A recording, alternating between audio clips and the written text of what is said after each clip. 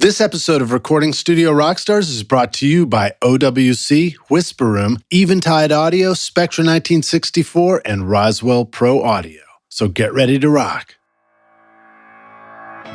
For me, without music, there's no life. So, this is all I know. This is all I do. I don't know how to do anything else. For me, it's the logical idea is to keep your studio and figure out the sleeping stuff afterwards, As long as I have the studio, I can work and make more money and then hopefully get, an apartment again. Like I said, it all worked out well.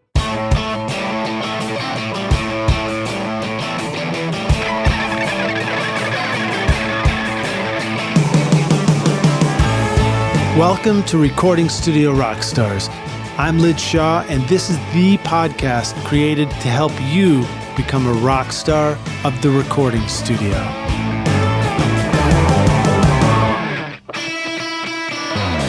This episode is sponsored by OWC, Otherworld Computing, which you can find at OWC.com, your trusted source for memory and speed upgrades, DIY installs, and used Macs for your studio. Let OWC focus on keeping your studio Mac in killer condition so that you can focus on making great music. Why ditch your existing Mac when you can take your studio far into the future with OWC? Learn more at OWC.com and learn how you can supercharge your studio Mac. The speed to create, the capacity to dream. Find out how awesome your Mac can be at OWC. The Spectra 1964 101 amplifier provides unequaled headroom, low noise, and a linear output, irrespective of transient audio peaks. In the studio, this means that critical details from your microphone get through to your DAW. The 101 was used by Tom Dowd, Muscle Shoals, Stax Studios, and The Record Plant on records by ZZ Top, Aerosmith, Bruce Springsteen, and John Lennon. Today, Spectra 1964 brings that same incredible sound to your studio with the STX 100 mic pre. Learn more at Spectra1964.com. What do Michael Brower, Joe Ciccarelli, Dave Pensato, and George Massenburg all have in common? They all have great things to say about Eventide. Originating in a New York City basement in 1971 with the original Instant Phaser and H910 harmonizer, Eventide continues to transform the sound of music with the iconic H9000 harmonizer, visionary guitar effects like the H9 pedal, and now a whole suite of incredible plugins for your studio. Go to eventide.com to learn more or click the link in the show notes below. If you're sick of bothering the neighbors when you are trying to record your music or ruining your recordings with outside noises, but you're not ready to spend a ton of money on permanent studio construction yet, then consider getting a Whisper Room ISO booth for your studio. Whisper Room offers the instant solution for a comfortable, quiet, ventilated, portable ISO booth with easy line of sight for recording vocals, guitar amps, or even drums. Get 10% off the 4x4 or 4x6 booth when you mention Recording Studio Rockstars. Go to whisperroom.com or click the link in the show notes below. Hey Rockstars, it's your host Lid Shaw. Welcome back to Recording Studio Rockstars, bringing you into the studio to learn from recording professionals so that you can make your best record ever and be a rock star of the studio yourself. My guest today is Matty Harris, a music producer, mixing, and mastering engineer, originally from Boston, also my hometown. As a young musician, he won several awards, including Best Drummer in New England, touring with jazz, blues, and calypso bands, playing clubs by the age of 14, and later went on to Berklee College of Music to study music production and engineering. Matty's work in the studio includes credits for Atlantic, RCA, and Warner Brothers Records, Sammy Adams, A$AP Rocky, Logic, Little Yachty, Cousin Stizz, and the Grammy Award-winning song Stronger for Kelly Clarkson, winning the 2008 Boston Music Award for Best Hip-Hop Engineer and Producer. Matty now lives in Los Angeles, where he also runs a cool YouTube channel teaching you how to create music in the studio called Mix and Master My Song, which also happens to be the name of his website and studio where he works with artists from all over the world. So today I'm really excited to dig into and find out more about Matty's story of moving from Boston to LA to pursue music and see what insights we can learn about the best tools and techniques for creating, mixing, and mastering your music in the studio. So please welcome Matty Harris to Recording Studio Rockstars. Matty, are you ready to rock, dude? Let's go, man. I'm so excited to be on here. I've been following you for a long time, so it's cool to be on the podcast now. Dude, that's awesome, man. And maybe I should say, since we're, two brothers from Boston, are you wicked ready to rock? Are you ready to wicked rock? I'm wicked ready. Wicked ready. Yeah, indeed, dude. We're both Boston transplants to new places. Yeah, that's great. What part of Boston are you from? Well, I grew up in the burbs, so it was like, Concord, Acton, Wayland, and then Boston was the place we'd, take my parents' car and drive in to go see shows and stuff like that. We used to go, like all the first. Well, I was in school in St. Louis, so I saw shows there, but would see like shows at the Channel and was it Paradise or something like that? Was that one of the places? The Paradise? Paradise is still there. Was Channel like an old rock club? Because that was a little bit before I started. So I was in Maine for a while. Then we moved to Boston, and so I was all over the place. And I think, was that like the old hardcore group club? Yeah, it was pretty. I mean, I saw the Meat Puppets there, which was great. The Dead Milkmen and stuff like that. Oh, that's cool. Awesome, man. Well, so tell us a little bit more about, in your own words, pretty quickly, your background in music. I mean, it's pretty impressive. You were playing stages at 14 years old. How'd you get from all that to ending up out in LA? Yeah, man. Well, I knew pretty early on that I loved music and it was my passion. And I was lucky enough to have a mom who maybe just didn't know well enough that, helped me pursue it. Said, go ahead and get it, Yeah. So I was always encouraged to just follow your dream, follow your music path, and had never had a thought in my head that it was a hard gig, So like it's always kind of helped me in that respect that I was just like, yeah, well, this is what I do. It's easy. And so, I grew up, went to high school in Maine and played jazz there and had a mentor through the high school and really got me into, John Coltrane and Miles Davis and Dizzy Gillespie and all those guys. And that's where, I really started cultivating my passion. And then, in such a weird place in Maine, there was also this guy who built calypso steel drums. So I started learning all that side of, the music world too. So it was like, even it was a small area, there was like such a culture there, which was crazy. Where in Maine was all this? This was in near Bangor. I don't know if you know where that is. Oh, I know Bangor. I go to Mount Desert Isle every summer of my life. Okay. Yeah. So it was in Blue Hill, was the school.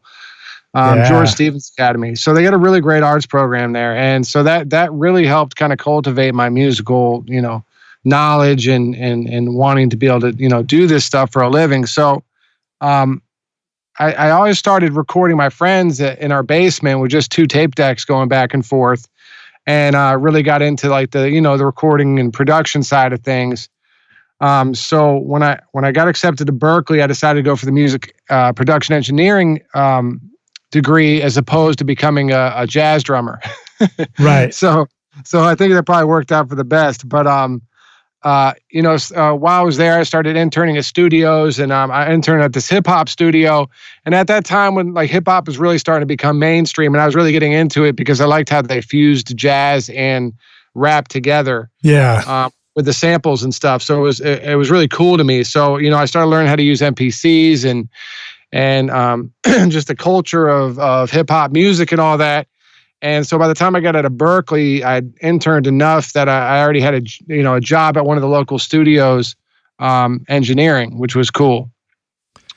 So yeah, well, that's cool. I've had some great guests on from Boston, and I'm always really struck by what a great music scene it is up there. I joke about this often. I'm like, I always, now I'm looking back, I'm like, why did I ever leave? Yeah. It's a funny town because it does have a great music scene, but it just never seems to leave the city. Right.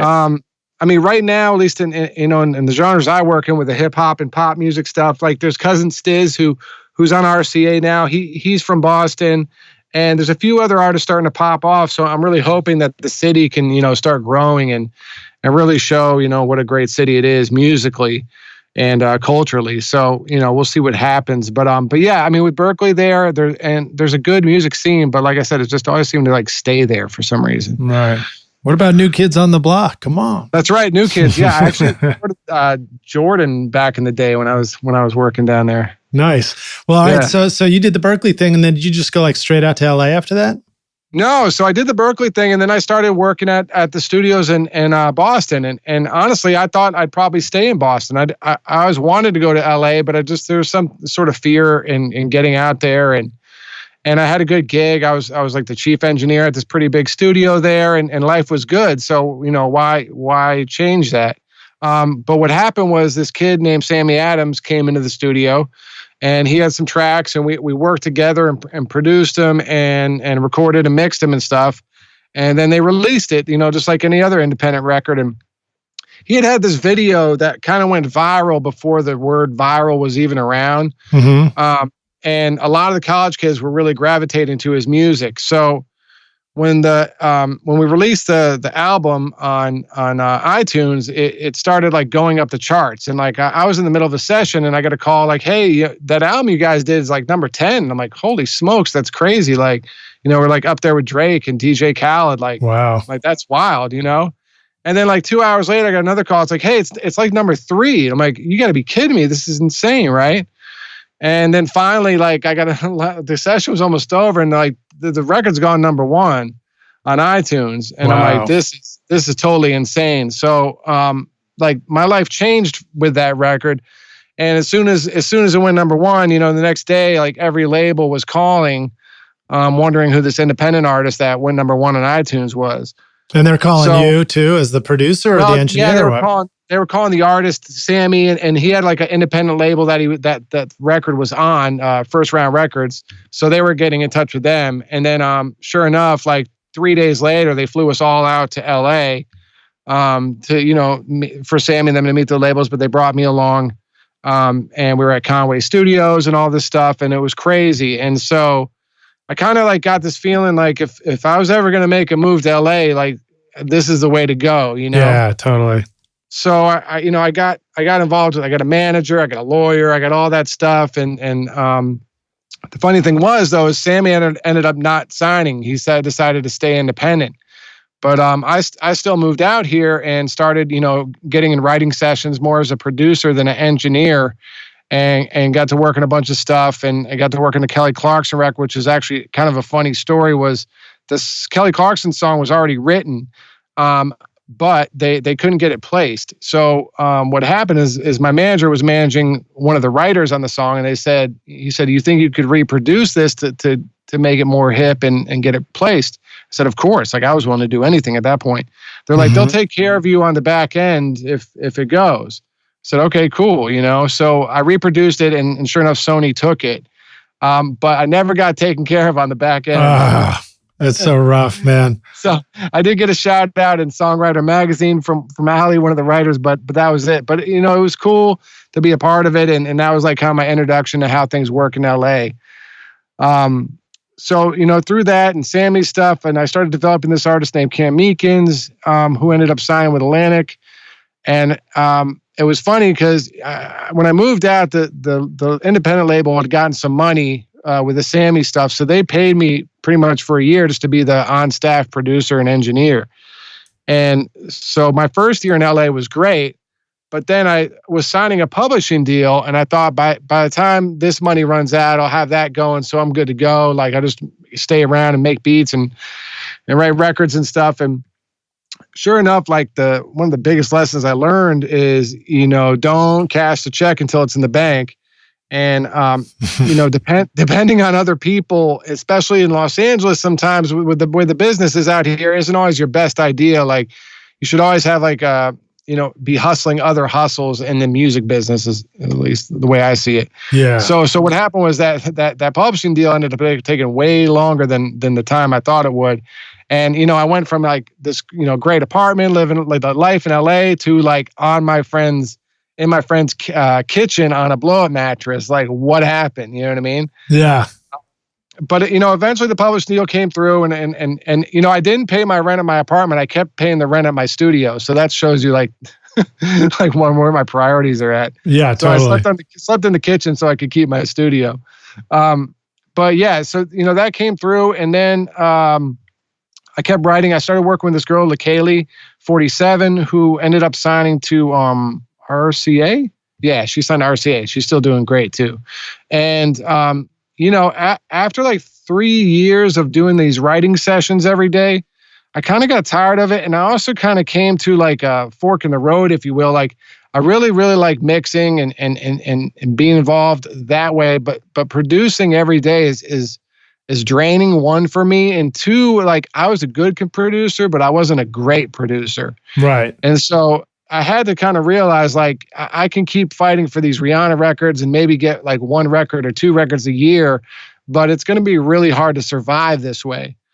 So I decided I really wanted to get back into just doing mixing. So I started picking up clients, doing more so of that. And then I came to the realization that a lot of the studios were closing and the business was completely changing and everyone was recording at home. So my thought was, all these people are recording at home, but they have mixing takes years to learn, They didn't really have much knowledge of how to mix their records. So I started this online company, mixandmastermysong.com, which was like the most cheesy name you could think of. But it's clear. But it's clear as a bell. And the way Google works, it made it go like in the first page quicker. So that's why I called it that. Yeah. But sure enough, that started taking off and started getting clients from all around the world and working on a lot of independent stuff and it's taken off and it's been great. And it's been some of the best years of my music career. I really like working with independent artists. I like working with the label stuff too, but the independent artists are just, it's more fun. There's less politics. There's less people that you have to like get the mix signed off with. Yeah. Less back end. The check tends to go straight from them to you. Right. It just stays creative. So, I've been doing that and then, started the YouTube channel as well, which, was kind of my way of giving back because I'm just I built a studio in my house here in LA and I'm just sitting here alone. I have interns that come through once in a while, but, I learned from other people teaching me in the studios. So the YouTube channel was kind of a way to, kind of give back and show the next generation, some techniques and stuff. So right on. Well, that's groovy, man. That's quite a journey to go from being number 1 on iTunes to, number 1 on a mattress in somebody's floor. Or I guess, and it's interesting to hear you talk about like keep paying the studio rent, sleep on a mattress on a floor, because I have known people who've really done that. I mean, I've been out in LA before and been sleeping on the floor of the control room, right. in a rental house or an apartment before. I met a guy there who was running a studio / selling equipment out of it and sleeping on a mattress in the corner of the control room. And it's a lot more common out there than you would expect at times. I think you have to really be committed in that kind of environment to making it work and being willing to kind of do that kind of stuff. Yeah, totally. I mean, like for me, without music, there's no life. So, this is all I know. This is all I do. I don't know how to do anything else. I mean, so for me, it's the logical idea is to keep your studio and figure out the sleeping stuff afterwards, Yeah. So as long as I have the studio, I can work and make more money and then hopefully get, an apartment again and all that. Like I said, it all worked out well. But yeah, I mean, a lot of people I think want to be producers or mixers or artists and see all the limelight stuff. But like this game is a serious grind and you got to like have a crazy passion for it. Otherwise it's going to be tough. You know what I mean? Like it's got to be like breath for you in a way, Yeah, totally. I mean, I imagine you've met a lot of people out there that were sort of inspirations for you. And then when you get closer and you begin to see how things are done, you're like, man, this guy's just working, his ass off on producing or making beats or mixing. And like, did you discover that a lot of people are putting in all the hard work and like, kind of like songwriting, most of it is just scattered to the wind. And it's just occasionally that those big items can creep through and get noticed? Yeah. So like as a songwriter out here, like, it's a tough gig. I mean, you seriously, like your publisher connects with another publisher and puts you in another person in the studio. And your goal every day is to write a song. So you're literally like writing 300 songs plus a year. Wow. And then maybe like 1, 2, 3, unless you're like an A-lister, maybe you get more, but get placed. You know what I mean? So like, it's like, it's a lot of work, and only a few songs get through. So, it's a grind. And so if you don't I didn't passionately love songwriting. So that's why I only lasted kind of 3 years in that world. I passionately love mixing and taking a song that sounds good and making it great. I can do that every day of the week, every day of the year, and be completely happy. So yeah, that's why I say it's if you're into this stuff, then make sure that's what you love no matter what. Yeah, well, that's true. Well, sometimes you don't know until you try a few things. So it's important to let yourself fail through some of those. But let's talk about songwriting for a sec. In Nashville, songwriting could mean you show up and it's two people with an acoustic guitar in a room. Did you study songwriting when you were at Berklee as well? I did. I didn't necessarily study songwriting, but I studied theory and all that stuff. So I, knew how to write music. Mm-hmm. But you didn't take a class with Pat Pattison, the teacher? No. I was almost more, I guess you consider more of a beat maker than an actual songwriter. Mm-hmm. So a lot of times it would be me with 100 different beats, and the top liner or the singer and writer would come in, and we would do a song together, and we'd go through some beats or maybe start something from scratch and then kind of build from there. Mm-hmm. So I've never been much of a lyric writer. I've been more of the kind of the music guy. Yeah. Does the top liner typically do the lyrics as well as the melody, or is it sort of somebody sort of thinks melody and somebody else thinks lyrics? Maybe give us a little of an education on that kind of writing scene. Just keep going with it. Yeah. No, for sure. So I think it kind of, first of all, depends on who maybe is the producer, the music writer, and who is the top liner. Some producers write melodies and lyrics. Some guys like me just make beats, and I'm not much of a melody lyric guy. So it kind of varies from session to session. Usually the top liner can sing somewhat well and write lyrics. So they'll write the melody and the lyrics. But yeah, it kind of depends on who's going to be the producer and who's going to be the writer and all that stuff. Right on, man. So talk a little bit more about that process of, a writing session. You go in, you meet with somebody. Is it, how often is it somebody you've never written with before? How often is it somebody that you've written with a lot of times? And what does a day look like for you? Yeah. So we'd usually get in the studio around 1:00, and, as you start doing more of the sessions, the publishers put you together with different people. And so as you start doing more sessions, you find some people that you work really well with, some people you just don't. And so after that, I started building with a couple different people that we had a good energy together. And so then you would just kind of book your own sessions together. Publisher would call me, hey, we got someone. I'm like, actually, I'm already working with Dwayne today, so you don't need it. We're good for the next week. Right.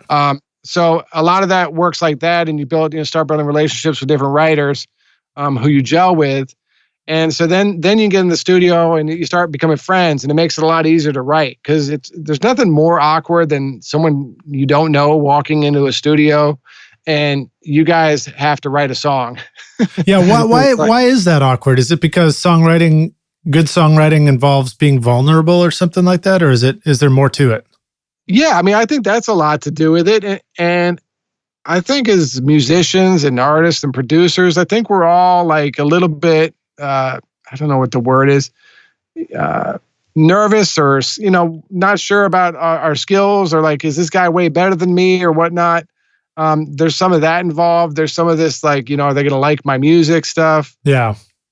And so, when it's one thing just to get to know someone can be tough, especially for me. I'm mostly an introvert, but I can be an extrovert sometimes. But, right. It's just getting to know someone, first of all, is kind of a new thing for a lot of people. And then it's okay, now we got to get to know each other and write a song together, which is, an emotional thing. It's an emotional connection, is writing a song. So to get into some sort of emotional groove with somebody within 20 minutes can be weird, Yeah. So describing it that way, it does sound pretty weird, doesn't it? Yeah, exactly. So, that's what was great, is once you got to know people, you start working with them more often, and then you already know each other's vibe, and it can work a lot better. Yeah, totally. And so then you might focus on the studio aspect and the beats and stuff like that. And the person you might be writing with is somebody who's more of a singer, who's going to get on the mic, and that kind of thing? Yeah. So we'd find a beat or something that works. Like, we go through like 5-10 beats. Like, hey, I really like that. I think I could feel something for that. Excuse me. And then usually what happens is they'll go into the studio and start just kind of scatting different melody ideas, and maybe lyrics will start coming to that. But a lot of times the top liner would just kind of scat a melody for either the hook or the verse, whatever we might be working on, and then come back into the control room and start writing lyrics based upon that melody. Ah, cool. Yeah, and then so then from there, we'd start going back in and adding like the main lead vocal, and then add doubles and any harmonies depending on what kind of song it is. It's to just start building the song from there, and then I might add a couple more, keyboard parts or something. And after we get a good skeleton together, I'll start kind of mixing at the same time. Not full mix, but enough to make it sound like a hit, and put it all together. And then hopefully by the end of the day, we have something that, sounds halfway decent that we could maybe hear an artist on. Now, would you typically turn in what happened that day as the final mix, or is it typical to come back and revisit it and turn it in, a week later? Usually the top liner would leave after the day, and then as like the producer, I'd probably keep working on it for another day or two. Yeah. And then you just kind of have them in the file. So when you go to A&R meetings or your manager comes by, be like, hey, we got these records. I think, it might work for this artist. And then, I have stuff to play so that they can, see if it works for any of their artists. And a lot of times we get like every week we get, or maybe it was every month, we get a sheet sent out of who's working on albums, who needs songs, what they're looking for. And so sometimes we would, write based upon, hey, this artist is looking for this kind of sound. Sometimes we would just write a song and not worry about all that stuff. So, okay, this is really cool stuff. So, it's kind of cool to hear you break down this session a little bit.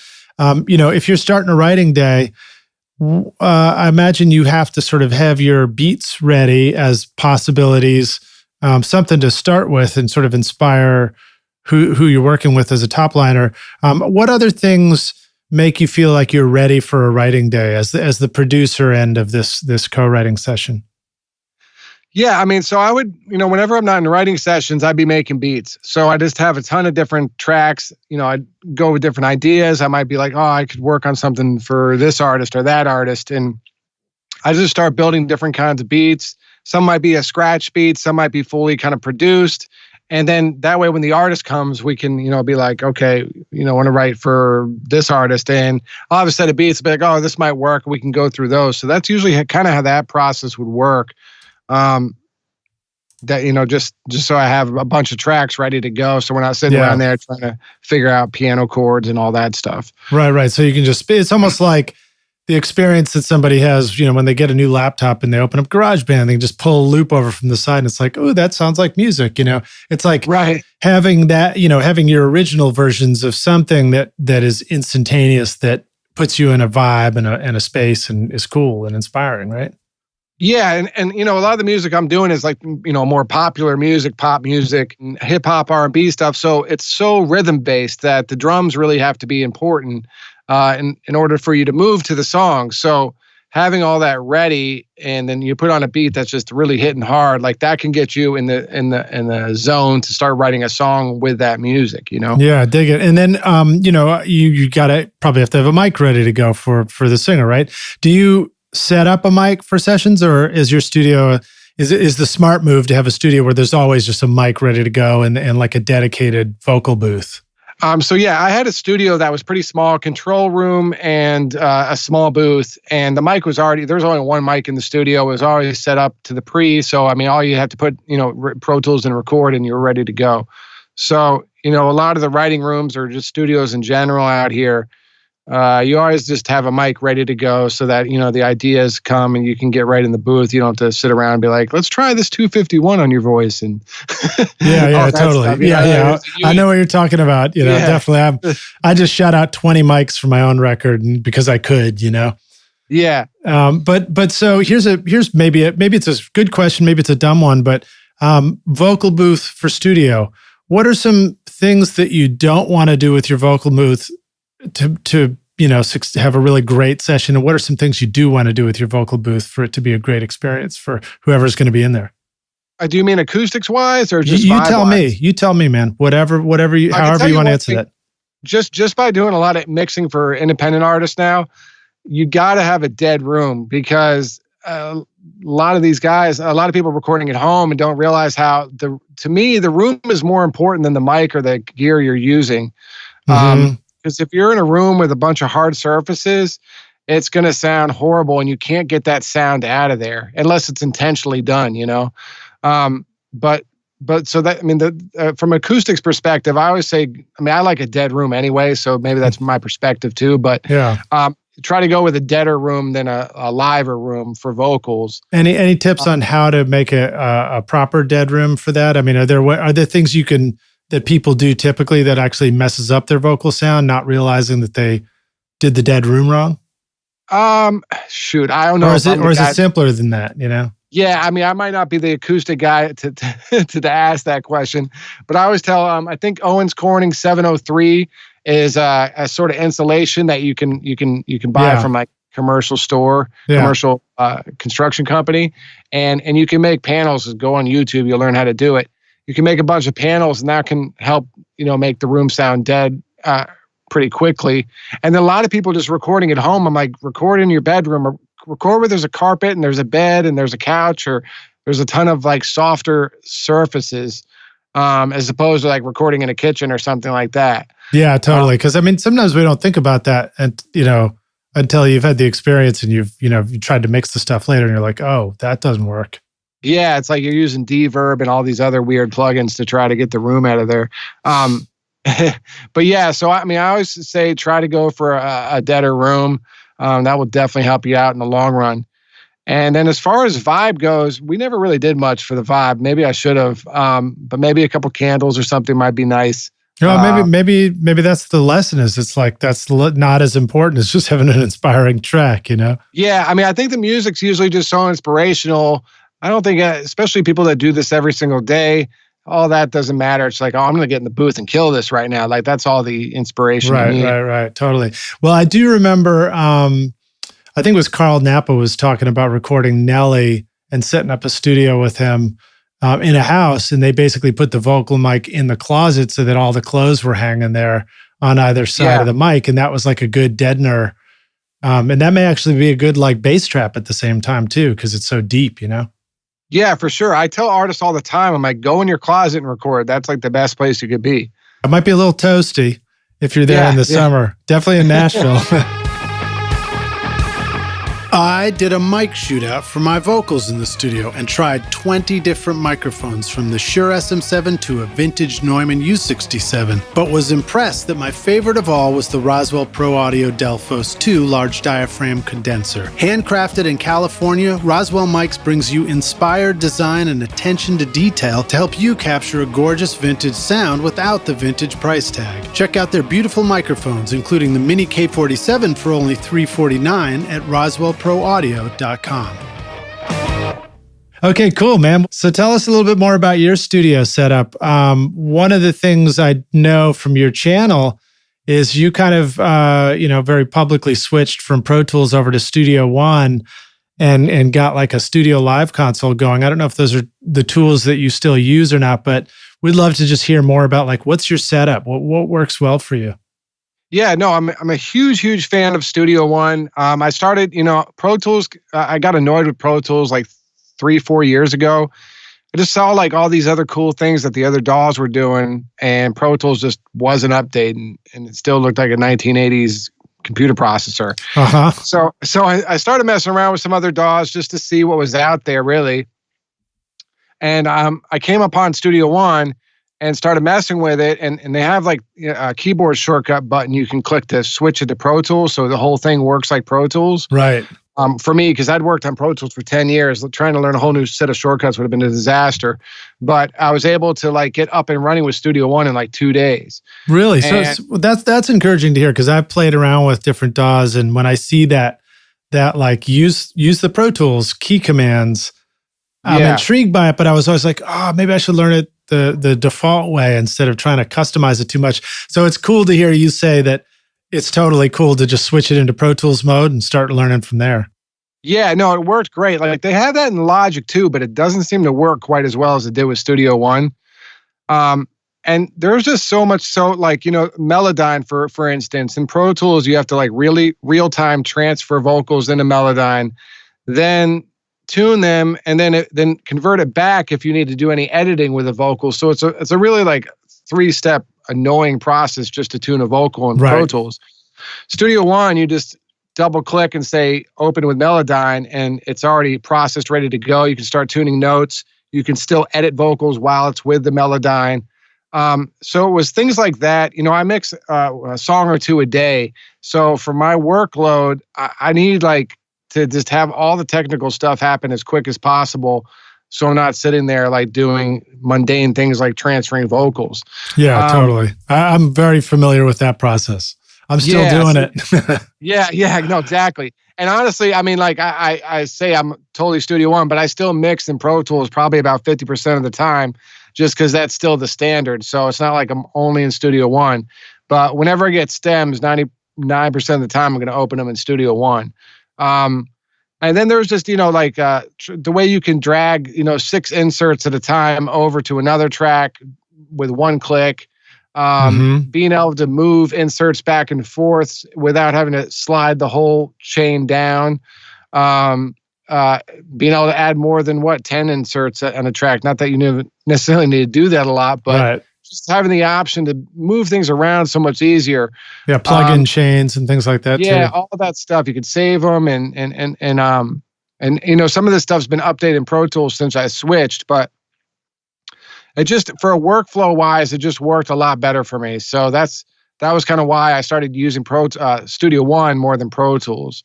Now, let me ask you this. Do you do a lot of editing in Studio One as well? Is that something that you were quickly able to figure out how to do what you knew how to do with editing in Pro Tools, but now do it in Studio One? Or is it more at the mix stage? Yeah, so that was a little bit of the learning curve. I still say Pro Tools has the edge when it comes to editing. But I've learned ways and figured out different things in order to be able to edit in Studio One just as fast as I can in Pro Tools now. And even like Pro Tools has Audio Suite. Yeah. Or if you're doing vocal line or any of that stuff, and it works pretty well. So Studio One has the same thing, but they call it event effects. And what's cool about Studio One is, say you can do a vocal line, but it's not destructive. Like you don't have to drag the tracks back in if you need to change it or something. And then you can just hit process and then it will process it, but you can undo that too. So, like their Audio Suite, like it took me a while because I would edit a bunch of vocals and then vocal line. I'm like, oh man, you'd have to process each little piece of track at a time. Yeah. But they have these things called macros in Studio One where you can automate processes. So I was able to have it so it would turn all the plugins off, process all the files on that track, and then turn all the plugins back on again because it processes faster with no plugins on. Interesting. Yeah. So now, like using some of these macros, I've found better ways than Pro Tools editing. So I'd say it's like Pro Tools has like a 10% edge on Studio One, at least for me at this point, as far as editing goes. But there's still some things I miss in Pro Tools. Like they still haven't gotten like the tape stop thing in Audio Suite format in Studio One. Right. That's one of the bigger things that I really miss. I can do it. I have to use a plugin to do it though.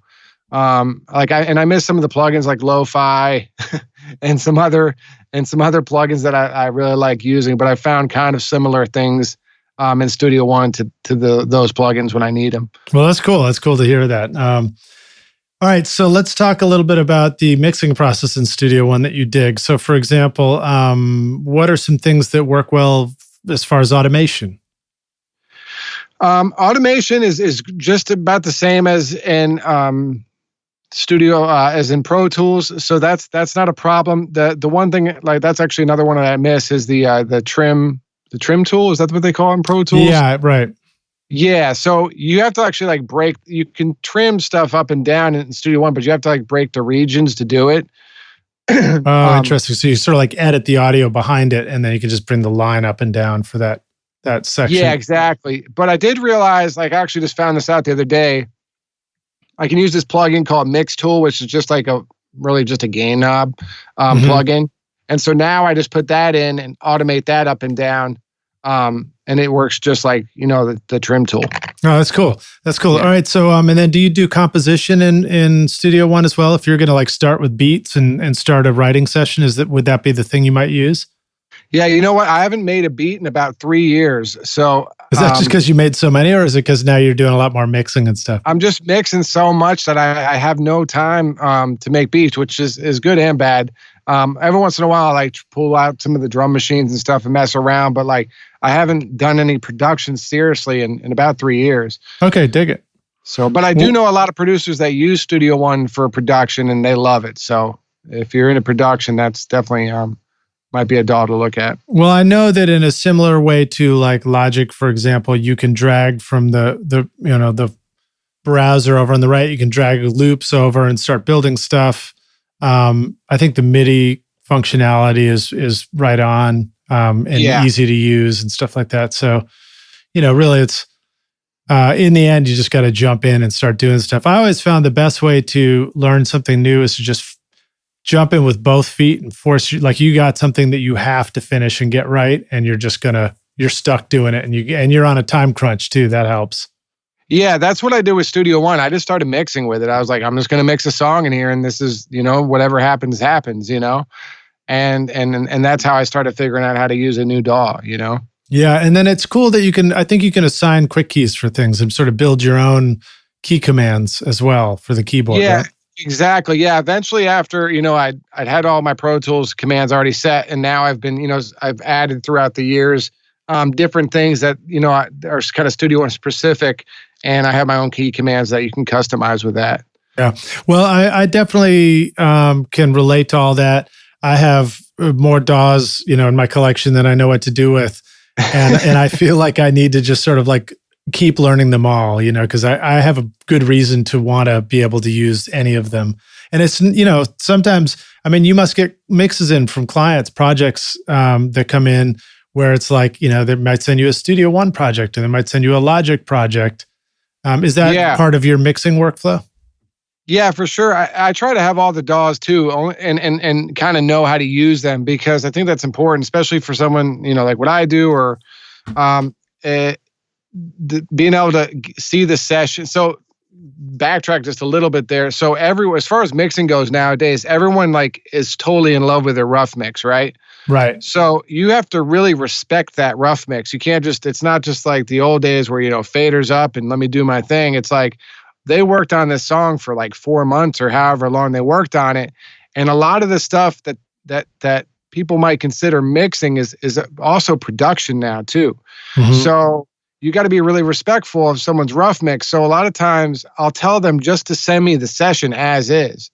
Or if you're going to export the stems, like I don't have Ableton. So if you're going to export the stems, export it just as you have it now with all your plugins on and everything. And then export me a set dry without any of the plugins. And I want to start where you left off. You know what I mean? Yeah. Because that's all, like that's the song. Like you take all the plugins off a lot of songs now, and it's a completely different song. Right. That's true. That's true. So a lot of times, if it's Logic, I have Logic here. Cubase, I have here. If it's one of those programs or Studio One or Pro Tools, I'm like, just send me the session and I'll take care of it from there. And then I can go through and be like, I like this. I don't need this. I can do this better, and take certain plugins on and off.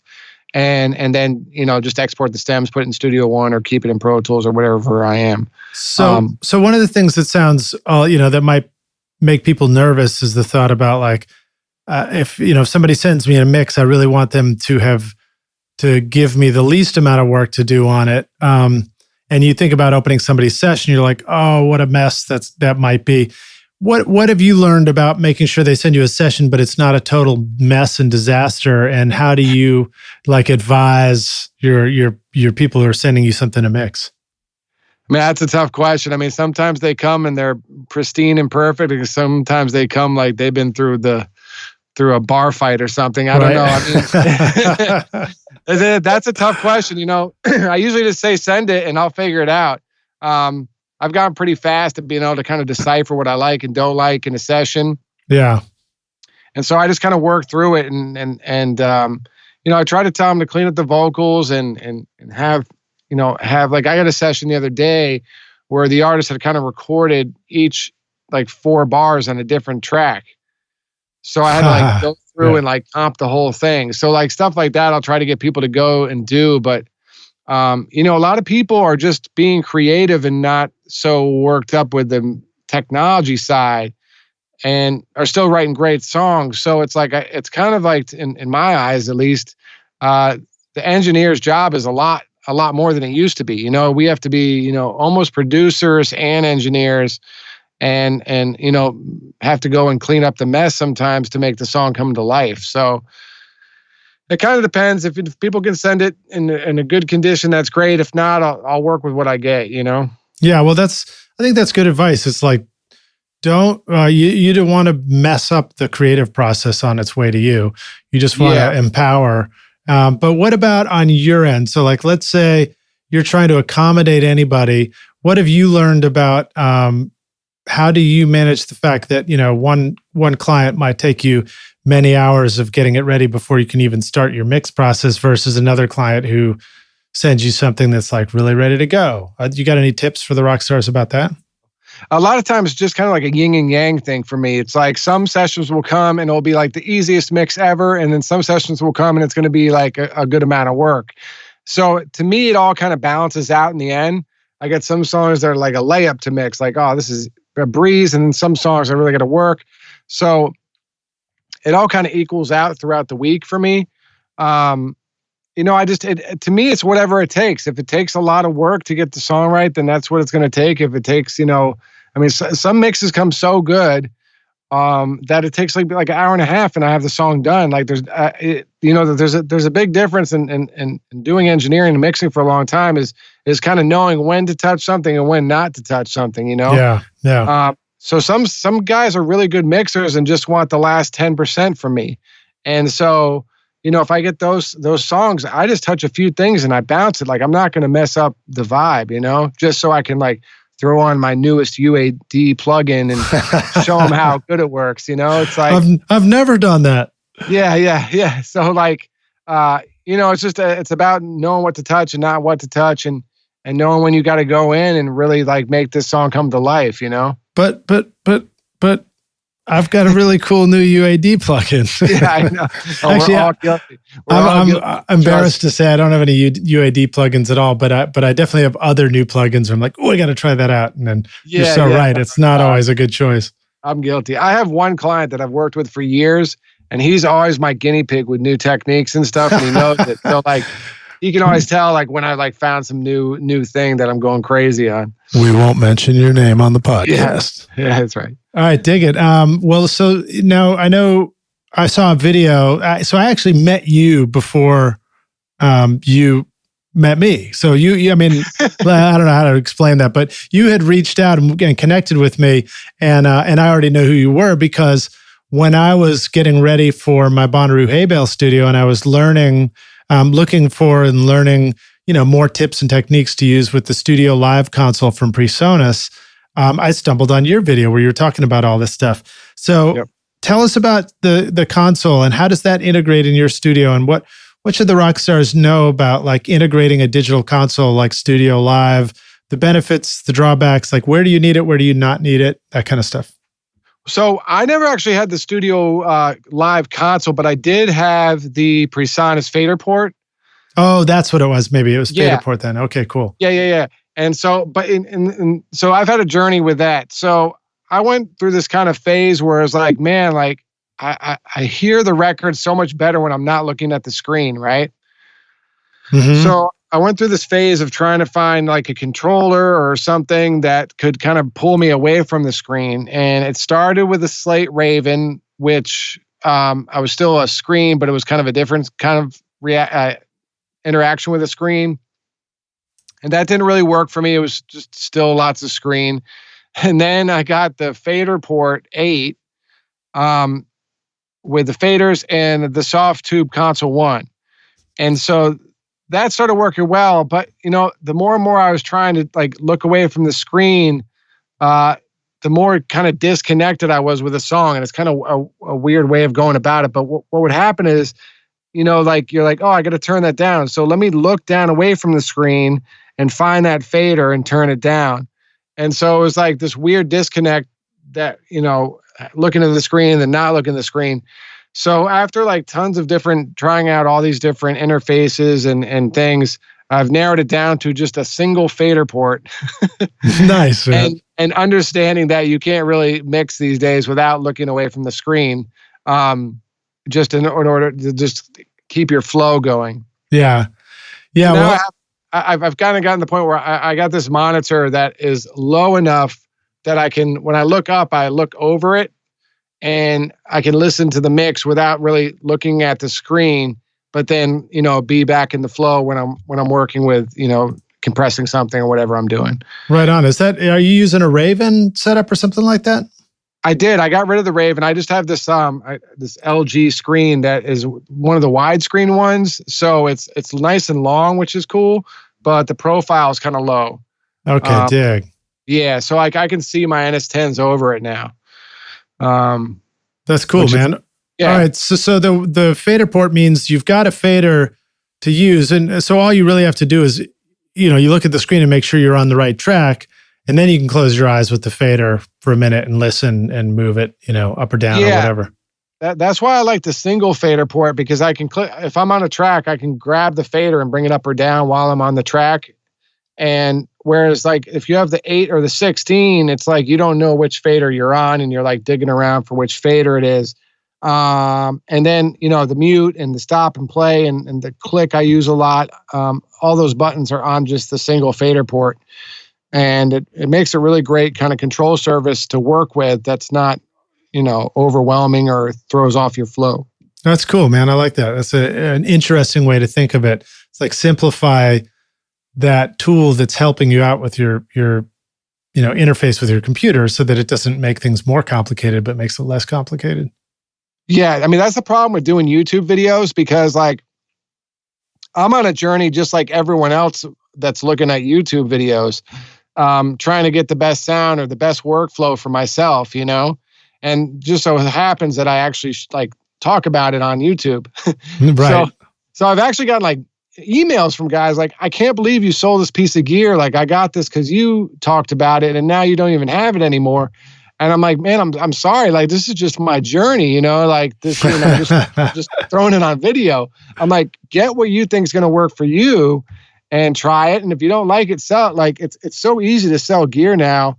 I mean, it's cheaper than renting. You can buy a piece of gear, try it out, see if it works in your workflow, and then sell it for like maybe $300 or $400 loss, which is a lot cheaper than renting a piece of gear for a week. So, that's kind of how I keep growing and learning new things and trying different stuff.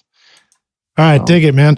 Well, we're going to take a break now for the jam session. And when we come back in, we're going to dig deep into mixing and mastering and just talk about more of the specifics about, basically how you can up your mastering and mixing game in your studio, Rockstars.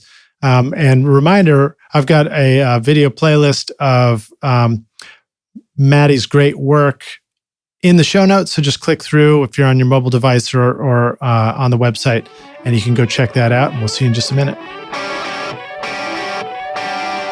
The Spectra 1964 model was created by the missile engineers who are central in rolling out the systems that have protected the free world for over half a century. The extremely stable high-circuit design of the 101 amplifier provides unequaled headroom, low noise, and linear output, irrespective of transient audio peaks, giving you clearer, punchier, dynamic recordings. During the height of record making, the 101 preamp was the perfect choice to build consoles for Tom Dowd, Muscle Shoals, Stax Studios, Ardent Studios, and New York City Record Plant, bringing you the sounds of ZZ Top, Aerosmith, Bruce Springsteen, King Crimson, John Lennon, and so many more. The Spectra 1964 legacy is carried on today through Bill Cheney and Jim Romney. Now you can get that same sound in your studio with the STX 100 mic pre and STX 500 EQ. Add the Cinemag Transformer BBDI and the C610 complementer, and you can have a truly awesome sound. Go to Spectra1964.com to learn more or click the link in the show notes below. Are you using a Mac in your recording studio? Are you tired of feeling like the studio setup you worked so hard to create is becoming obsolete too quickly? Wouldn't it feel great to have a trusted friend to help you keep your existing Mac and studio setup current and relevant so that you can focus on the thing you love most, which is making great music? Well, now you can rely on OWC, Otherworld Computing, which you can find at OWC.com, whose mission it is to help you get the most mileage out of your Mac. Whether you need to upgrade your RAM, install an SSD, add more connectivity, or simply find a great used Mac that's ready to rock, OWC will help take your studio far into the future with a vast library of DIY install videos, 24/7 friendly support, and free shipping in the US on most items over $49. Why get frustrated and ditch your existing computer when you can take your studio far into the future with OWC? Learn more at OWC.com and find out how awesome your Mac can be at OWC.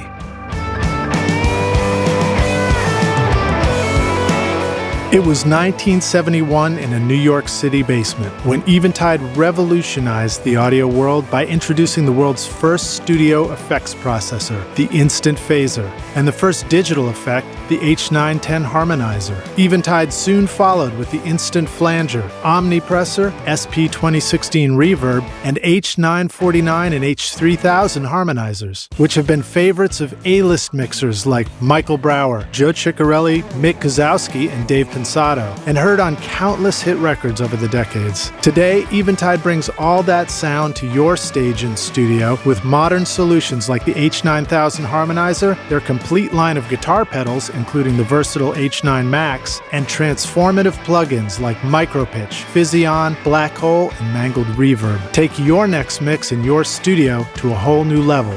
Go to eventide.com or click the link in the show notes below.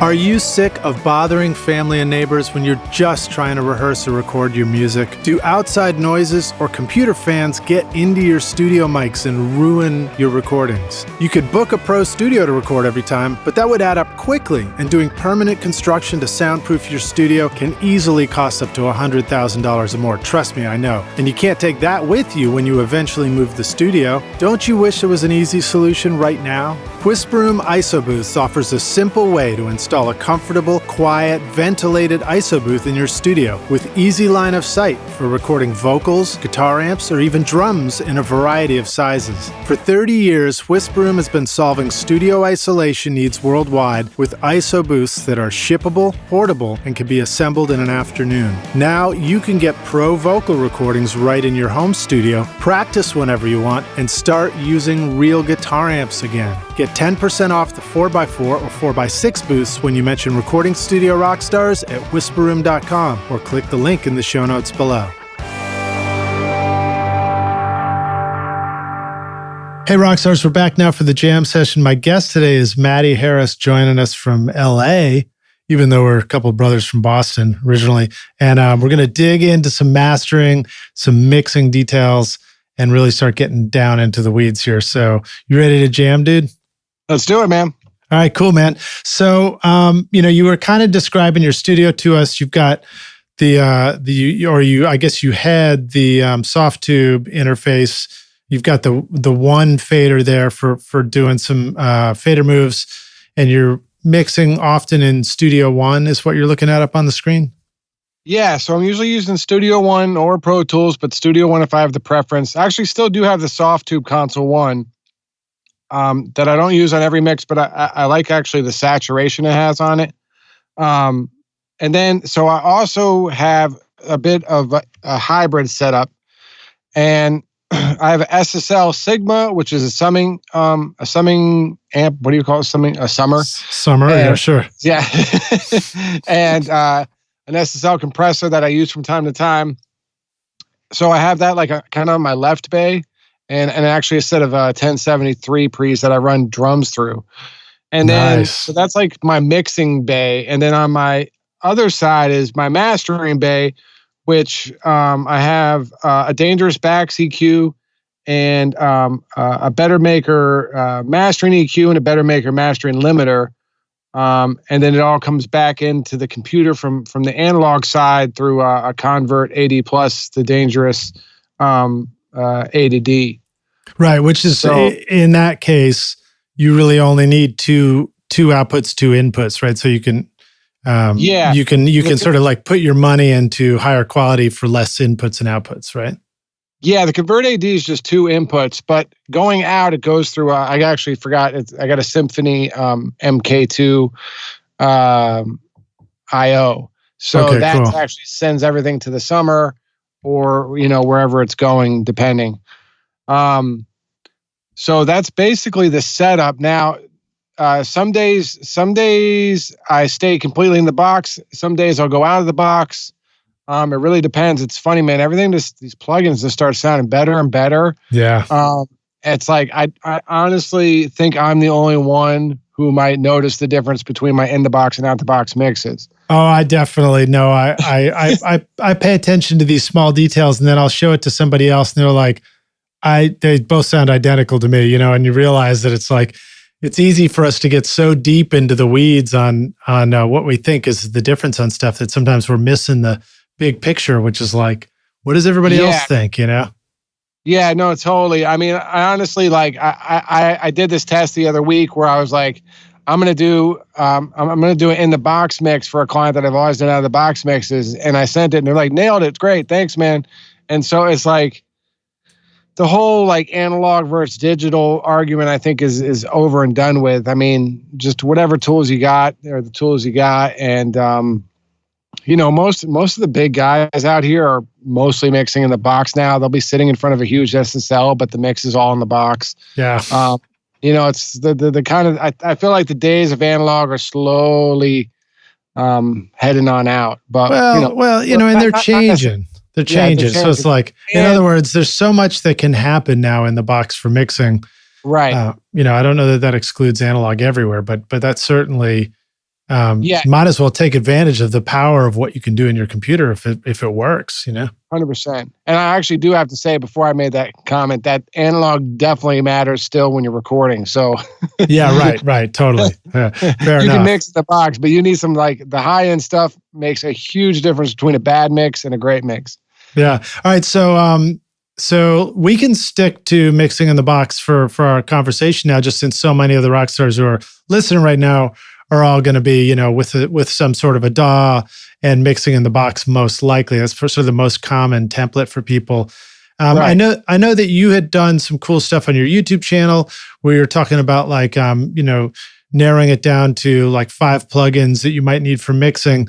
What do you want to say about that? I mean, I don't know if you want to be that specific, but, how would you encourage the rock stars to understand what's really needed and valuable in terms of thinking about the plugins they might want to use in a mix situation? Yeah, that came up from, every once in a while I'll Skype with people who are just trying to learn how to mixing and just want to, maybe not need a mix from me, but just want to pick my brain about things. And I kept coming up with this, like, people were like, well, which plugin should I use? Which plugin should I use? And I was like, man, like, with all these plugins coming out and all this gear and all the advertising we get, I think sometimes we're losing touch on what we're actually doing, which is mixing a song and not, doing a science experiment. Right. So like, we can get really overloaded and like Manny Marroquin, he's a big mixer out here, and I'm sure most people know who he is. Yeah. He talks a lot about, like, the left brain and the right brain and how engineers have the hardest job in the world because we have to use both brains at the same time. And so, like, we can get really stuck on the left brain with all the technical stuff and forget that we're trying to convey a sort of emotion. And that's what, the best mixers do is bring emotion to the song and not just make it sound good.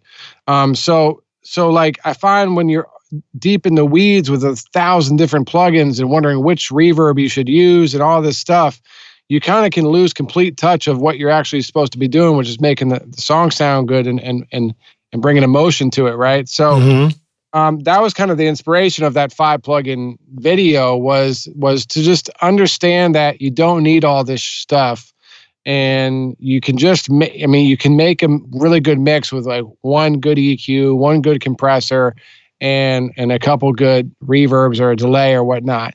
And just, not to get so stuck on the plugins and this guy's using all these plugins, and if I don't have these plugins, I won't sound as good as this guy. I just went to mix with the masters with Jason Joshua and Dave Pensato, which was a crazy experience. And Nice.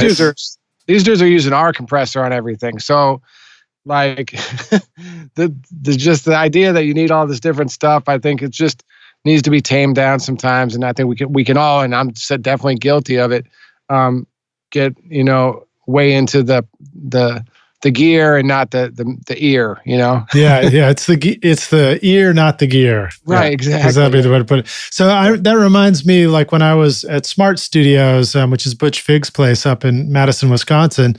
Yep. And I can't remember if I learned this directly from him or if it was because I read, an article that he was in at the same time we were up there at the studio. But I remember him talking about like stuff that he uses, and he was like, yeah, because they use Pro Tools a lot, and it was kind of a newish thing at that point. And It was like, you'd talk about how like, totally use just the Digidesign, EQ for low cutting things and simple stuff that helps coming in. And I was really struck by it. I was like, really? You can do that? And it's like, yeah, duh, you can do it. I mean, like so many of these tools are just doing pretty simple, straightforward, basic stuff. So what were you talking about? Like EQ, compression. What do you feel like are some of the categories, at least to consider for, what should be in your toolbox? Even if it's not manufacturer specific. Yeah, no, I think always just having a good SSL channel strip can get you 90% of the way through the mix. You know what I mean? Yeah. The EQs are great on that, and the compressor's pretty good on that, and it's got a gate. It's got everything you could possibly need. Then maybe 1176 and the LA 2A plugin. Like those are the two compressors I use all the time. Or you could just do it all with our compressor or whatever, like give me those 5 plugins and I'll do a whole mix and throw in a reverb and delay and I'm good. Like I think it's just, I think for like when you're first starting out mixing, the simpler the better. Like just use the plugins in your DAW or get like the Waves Gold bundle and that's it. Like stop looking, because it's all that envy stuff can mess you up and be like, oh, well, the reason why his record sounds so good is because he's got the full UAD package. You know what I mean? Like, yeah. So, I think it's important just to keep things simple.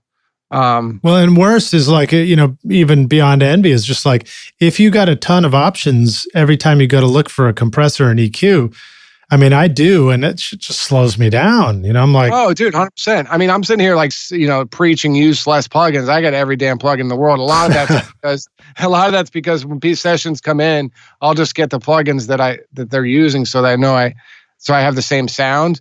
But like I have a ton of reverbs, and like it can be overload. Like, oh, well, which one should I use? Like you could spend half the day just figuring out which reverb you're going to use on the vocal, Right.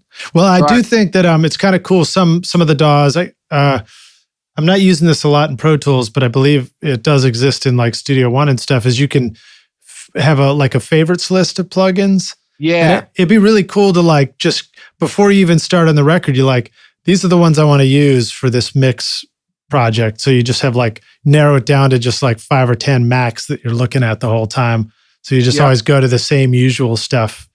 Yeah. Yeah. 95% of the time I'm using the Pro Q3. Like that's the number one plugin on my favorites list. And I just hit it and there it is.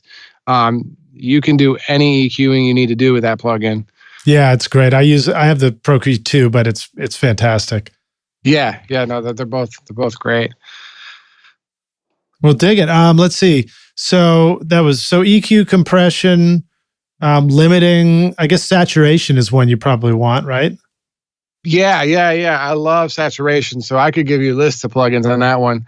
I think saturation is really important in hip hop and any music really, because it can bring life to the song, and it can also bring loudness where which is still kind of important, is to get your record loud these days. So I use a lot of saturation. That's why I use the Console 1 still sometimes. I'll just put that on all the channel and give it some drive. So it just gives it like a little more of that analog vibe, which was what, a lot of records sounded like big and great because they were going through so many pieces of gear that were doing strange little things to it to make it exciting and vibrant, Yeah. So using like that, I use a Sound Toys little radiator a lot of times for that. Yeah, that's a good one. I was just using that a bunch recently. Yeah, Soft Tube Harmonics just came out not too long ago, and that's awesome. There's so many tools. There's also this new plugin called Spectru, something like that. You guys should check it out. So it's all like it boosts saturation. It's like an EQ, like a Pro Q, but it will boost saturation sound as opposed to like boosting EQ wise. It's kind of weird, but it sounds really cool and can kind of give you like a different sound. Like instead of just boosting EQ, it's boosting like energy and stuff. I'm not sure. I like that. So it's almost like you're looking at an EQ to add some like saturation and excitement. But yeah, you know why I like that idea? I mean, I haven't used it yet. I'm already raving about it. But is because one of the frustrations about saturation is like you're trying to add something, and now there's such a variety of possibilities that you're like, oh, which kind of distortion do I want to use on this, and how do I change the sound of it to something that fits this, this sound of this instrument in the mix instead of like the wrong. I mean, like, you as a guitar player, you know it right away. You plug your guitar and it's the wrong amp setting, and you're like, not that, Right. But as a mixer, sometimes it feels a little more elusive. And I like the concept that maybe there's a saturation where you're like, cool, just like I just want more low end in this, or I just want more mids or more highs or something. So that would be pretty cool if it works like that. Yeah, that's what's great about it, because sometimes you use a saturation plugin and it sounds really good for the low end, but it's like bringing the mids too loud. And so, this can help do that. And also another trick I do too, a lot of times with like 808s and stuff, is I'll duplicate the track 3 times and just filter them differently. So I have just like 100 hertz below on one track, and then like 150 or 100 hertz to like 500 hertz on the middle track, and then the rest, the high end on the third track. So that way you can actually like just bring up the low end, or, take some of the mid range of the 808 out, or just distort the high mid range or whatever. So I'll split tracks a lot of times and then just saturate certain parts of it, so that, it's that part that I want is sticking out more. You know what I mean? Okay, so I was just looking on the browser here. Is it Spectro, the spectral editor? That doesn't sound like the right one. Let me try to find it here. All right, we'll find it for you, rock stars, while we keep chatting here. We're that cool. We're that live. We can be Googling while we're interviewing at the same time. I actually have a session open right in front of me. I want to encourage another thing too, like when it comes to effects, understanding that the basic delay effects that come in your DAW have most of the elements that you need to create a delay that does the thing you want. So like, for example, a short delay versus a long delay, they all do that. You don't need a fancy one to be able to get that. Sometimes the difference between a delay effect that sounds analog is just as simple as rolling off the top end of the return of that delay that's feeding back on itself, so it sort of gets darker and disintegrates in the same way that tape does. So you can get a lot out of that. And then also just the reverbs. Like I do think that some reverbs seem to sort of fail and get boingy on percussive instruments. But a lot of times you can get a cool delay or a reverb effect out of just the built-in deverb that comes with, standard with Pro Tools in the past. Deverb's great. I love that plugin. Yeah, and I'm sure Studio One, for example, probably has a ton of cool reverbs in it. Yeah. Just compressing and EQing your actual reverb returns can totally change the sound and make it fit a lot of times better than just, throwing the reverb on and be like, this works, it doesn't work. I totally. A lot of my reverb returns and compress them, and it can really help, pull it together better. So let's share this, Rockstars, one quick tip about, you've got a reverb. It's kind of almost right, and particularly in drum world, but it's not really. And then just try putting a low cut on there, scooping, rolling that up to a certain point and see, when it's too much. Same thing with a high cut. Cut the highs out, bring them down a bit with an EQ, and then throw that into some kind of 1176 plugin and just start pushing the input. And what it can do is it can, to my ear, it helps make the reverb speak a little more. Yeah, 100%. Yeah. It's like it becomes more characteristic in the mix instead of feeling like an alien thing that you're trying to add. Yeah. And the other cool part of that too is it makes it unique to that song, so that it's not, like, doesn't sound like every other reverb out there. It's like your own reverb, which is, I always get like, I dig things like that. Like, Yeah, it's just like Valhalla reverb, but I got like 4 plugins after it, so it doesn't sound like any Valhalla reverb. Right. And Valhalla is another good one to know about for sure. Oh yeah, man, their stuff's amazing. It's only $50 for a plugin. It's just nice. Yeah. All right. So, anything else in the plugin category that we need to consider?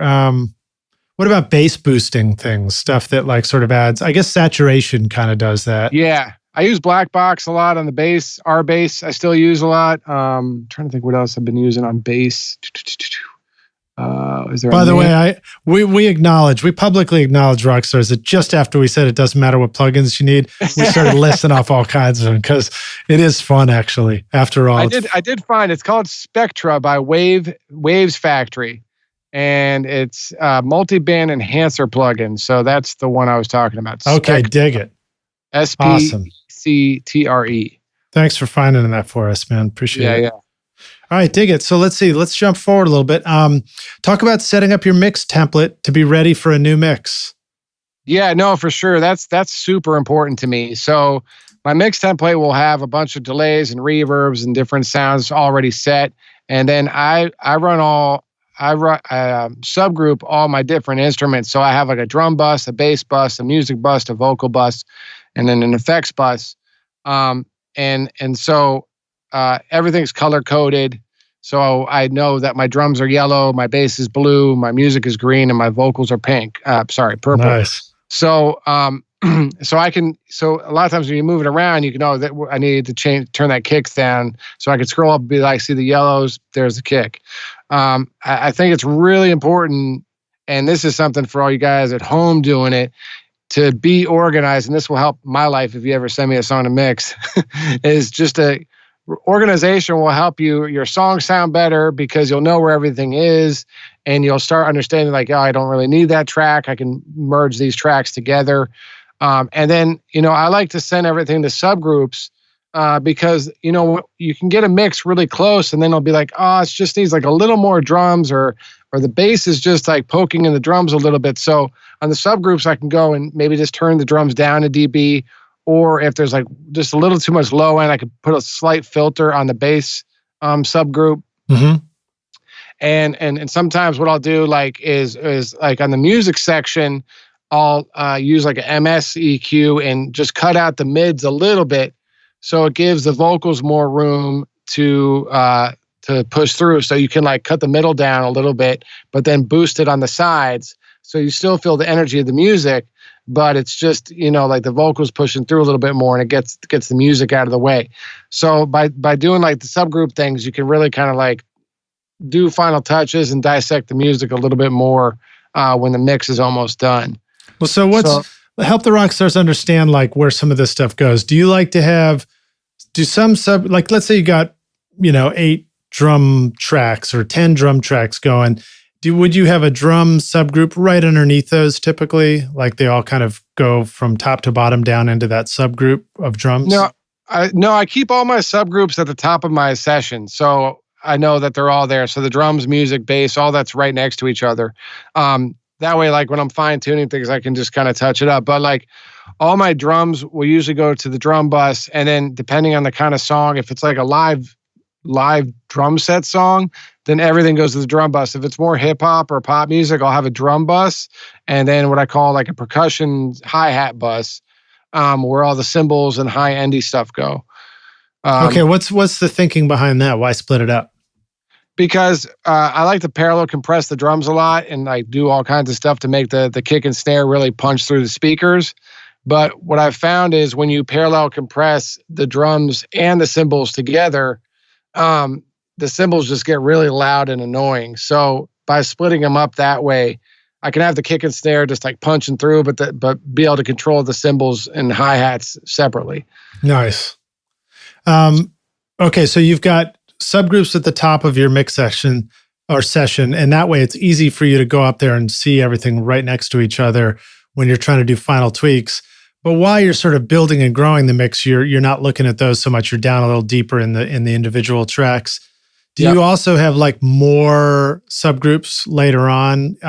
Let's say somebody sends you two mono files or like two mono tracks of an organ. It's like a left, a right, and a bottom.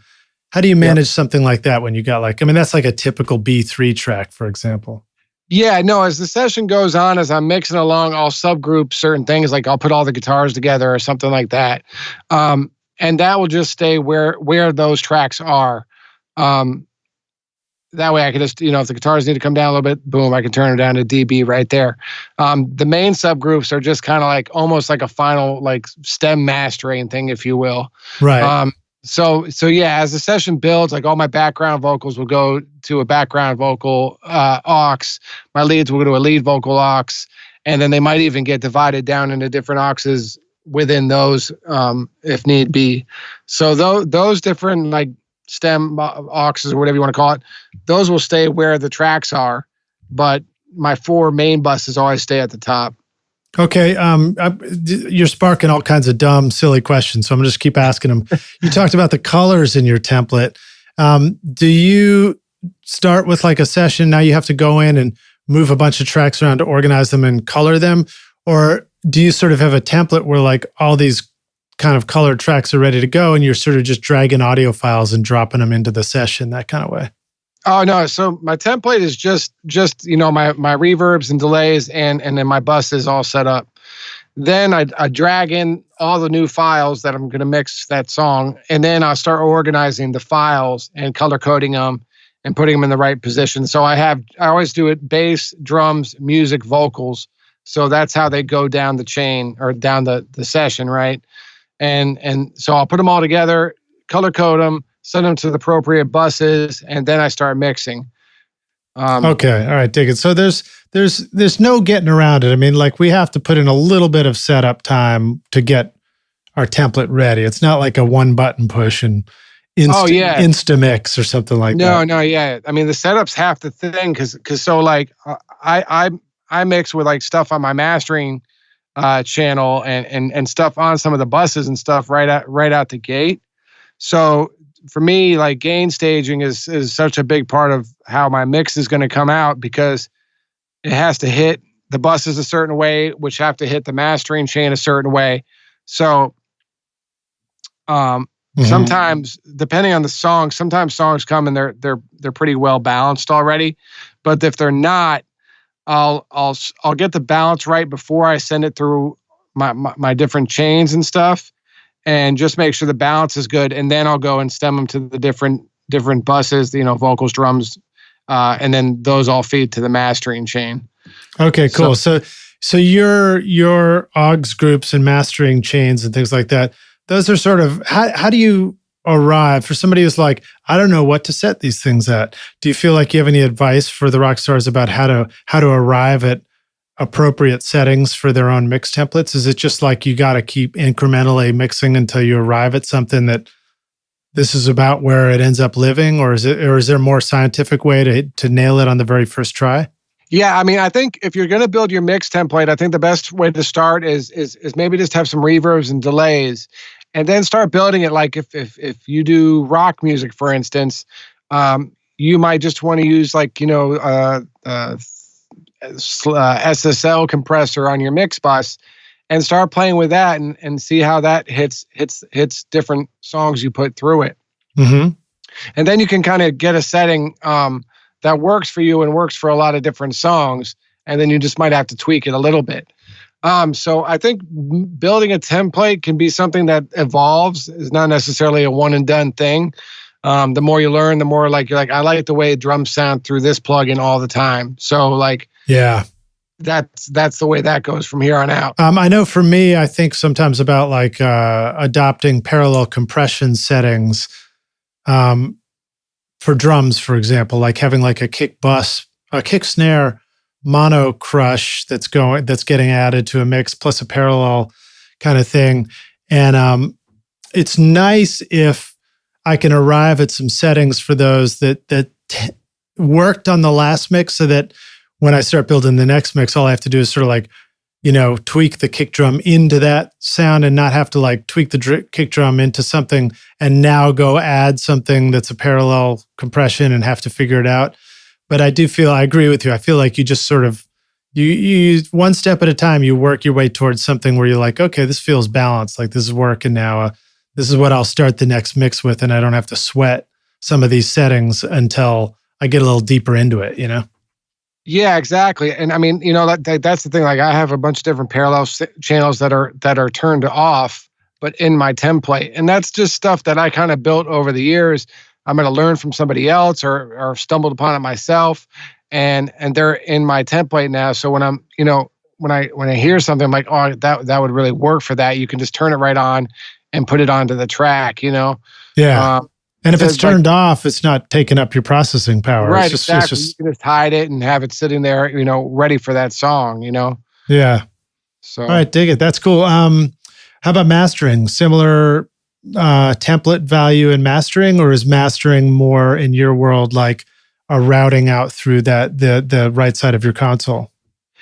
Yeah, so mastering's weird. So depending, sometimes I mix and master is usually what I get called on, or just master. I kind of approach the two differently. When I'm mixing, I mix right out the gate into my mastering. That's pretty wild. Yeah, that's always been kind of the dream concept. Is like, man, what if I could just hear what the final result of this was going to be while I was making these decisions? Yeah, I almost suggest like trying, and I know a lot of people are going to think I'm crazy to say this, but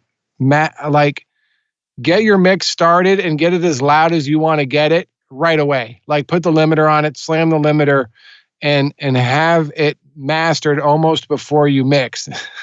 Yeah, I know that sounds nuts, but I found that if you do that and it's loud already, it helps change the way you mix it a bit. And so like a lot of times, like a lot of guys will do is you'll mix the song and then you'll be like, all right, let me throw the limiter on, and your mix goes to shit. Sorry, right. I don't know if I swear on here or not. No, we can swear. We can say shit. We can say whatever else you want. So you put the limiter on and everything goes to hell, and then you lose all your transients and the thing falls apart.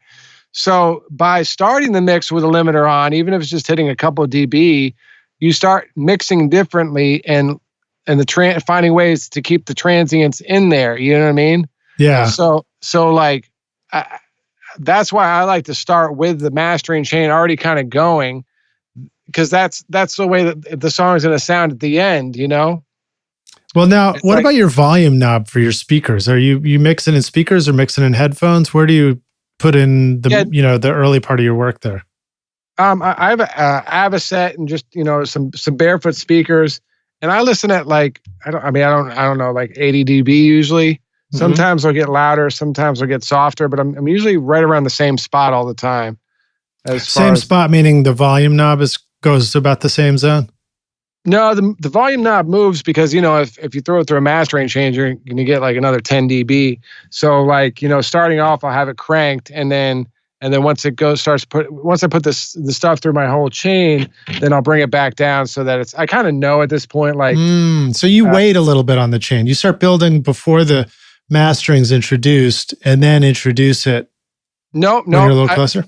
No, I go right into the mastering chain right away. So. Well, I guess I'm a little confused because it sounded like you said you start with the volume cranked and then bring it down when you go through the mastering. Sorry, I guess I'm making it. That's all right. So I'll start off by loading the files in, right, and just making sure the levels are all good. Like it's like sometimes people bounce things and they took up a plugin and the kick's 20 dB louder than it usually is in their mix. Right, totally. So like stuff like that, I'll go through before I even put it through any of the chains. I'll go through and make sure like it's just like fairly well balanced, like a good rough mix. Like make sure the kick and snare aren't way louder than the vocals, stuff like that, just so it's not like anything that you never would have on a song. And then I'll put it through the chain, and that's when I start mixing. So once I just have like a basic balance, then it goes through the chain and the mastering and all that, and then I start actually doing the mix. Yeah. Sorry, man. I was just going to make a joke. I was going to say, unless you're the cool kids, right? Didn't they always have like super, super loud snares in their mixes? Yeah. I really like that. I remember when I first heard that, I was like, oh, that's awesome. It's like way too loud and it's cool, Yeah, man. I know. Now the loud snares are everything. Oh yeah. All right. So let's keep moving forward here. So thanks for digging into some of that mix, template setup. And I really appreciate that. It's like, get a balance. So you're starting with something that actually makes sense as a song, and then start introducing these master bus things that just kind of start cranking it up, and then continue working from there into this new level. So it makes sense now what you said. You might start with your speakers turned way up a lot, so that it allows you to balance things, but you're also keeping all your you're making your balance decisions down low with plenty of headroom, and then turn your speakers back down to where you would listen to a record, when you're streaming it off Apple Music or somewhere, or off Spotify or YouTube, exactly.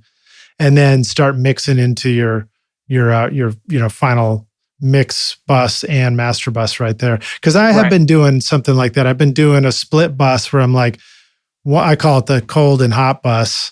Yep.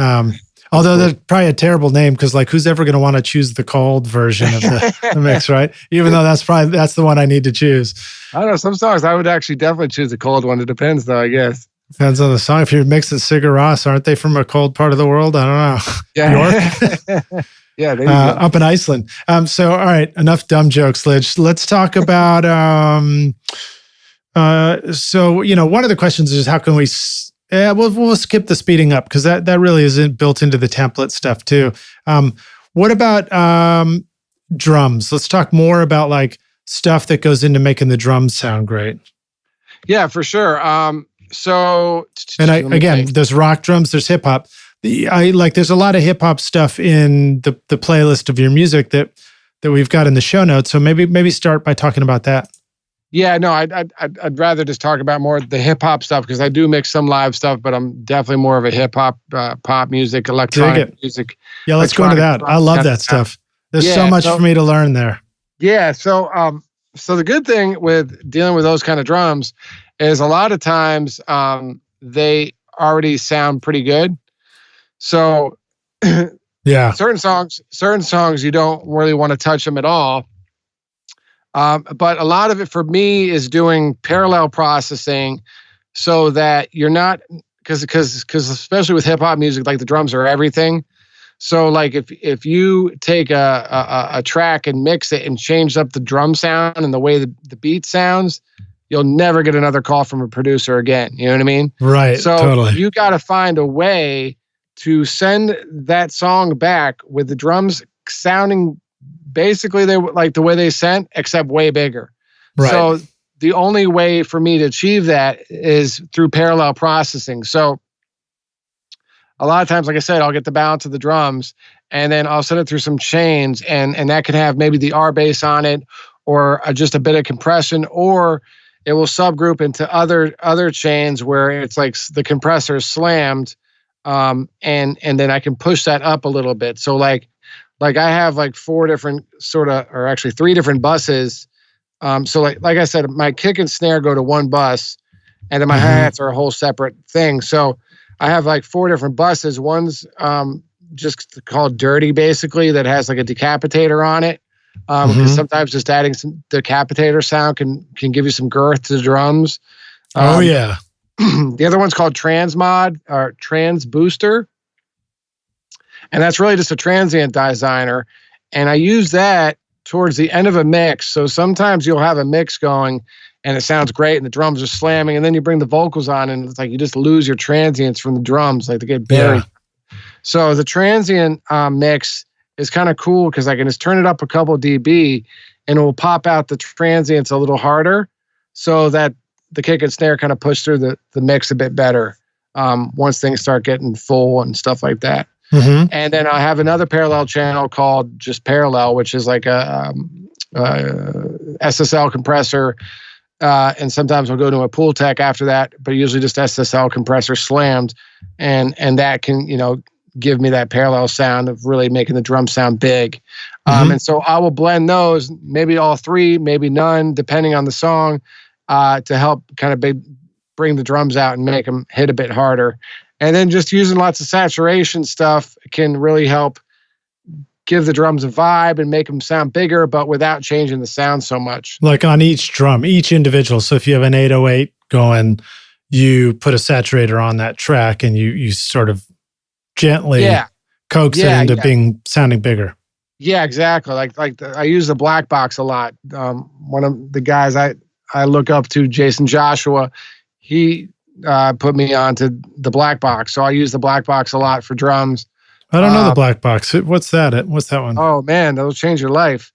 It is by Plugin Alliance, and it's just basically a saturation box, and it was made from a piece of hardware called the Black Box HD2, and it's got pentoid and trioid saturation you can add to it.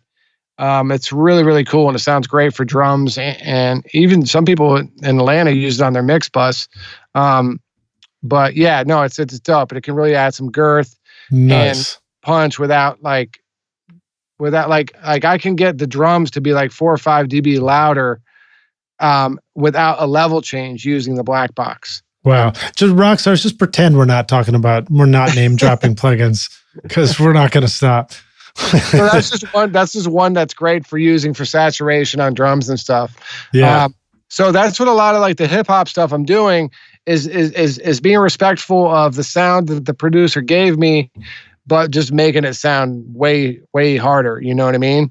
Yeah. So, well, let me say those back to you, because that was really cool, man. I love that. It's like, and I can also say this, man. Parallel compression, easiest 1, 2, 3 rock stars. Yeah. So, because I love that you just listed 3 of them. So you've got one, which is the one of them is like your saturation, or your crush or something parallel, and that has got decapitator on it, and you're sending like the kicks and snares are definitely going to that. Another one is you call parallel, which is like an SSL compressor into a Pultec, and it's probably stereo, and it's probably got the little bit of the smiley face. Yeah, the standard SSL. I'm just using the low one on the Pultec, but it's the standard SSL. I mean, everyone, you can Google SSL parallel compression and find 16,000 videos on it. So yeah, but I will ask you this. Since our settings might be different everywhere, what does the needle look like? What should we expect to see on the needle on a parallel like that? 8 to 10 dB. Okay, cool. So if you're just like doing a tiny bit rock stars, you're probably missing the point. Yeah, slam it. All right, dig it. And then does attack and release matter so much on that kind of thing? Yeah, I just do the fast attack, slow release. Somebody called it something the other day, snake eyes or something. I don't know what it was, but okay, cool. Yeah, there was some new term I've heard. I mean, that's like a pretty generic setting for SSLs. And depending on the drum, sometimes if I just need a little more, I'll change the attack, but usually just slow attack, fast release. And the thinking behind that is that we're not trying to it's just keeping it slammed, squashed all the time, everything, so that you can just bring a little in. Oh wait, without losing the transients, but aren't we doing it super fast so that it's actually clamping down on all the transients? I do slow attack, fast release. Oh, okay. All right, cool, man. Yeah. Hey, Rockstars, I'm here for you. I'll make sure we get to the bottom of this. Awesome. So it is letting the punch through of the transients. Yeah. And it's getting out of it's trying to let go of the compression real fast too, so that it all that quiet stuff sort of rushes forward, right? Yeah. Yep. Exactly. Okay. All right, dig. And then the third is this this I skipped over number 2 is what I did. Number 2, or our third one is the trans booster, which is like using a transient designer kind of plug-in, but doing it on parallel, which is kind of cool, because I've been exploring transient designer more in rock mixes, but I keep putting it on the track itself. Yeah, on like a snare, for example, I kind of came up with to just like it's different, but what I found is, like I said, sometimes I'd lose the punch of my mix when I was towards the end of a mix, right? Yeah. So I was like, well, let me just parallel transient design a little bit, like crank the attack and just have it. So, because then you're just getting like from each sound. And I just brought it up a little bit, and it actually worked. So I've been using it ever since.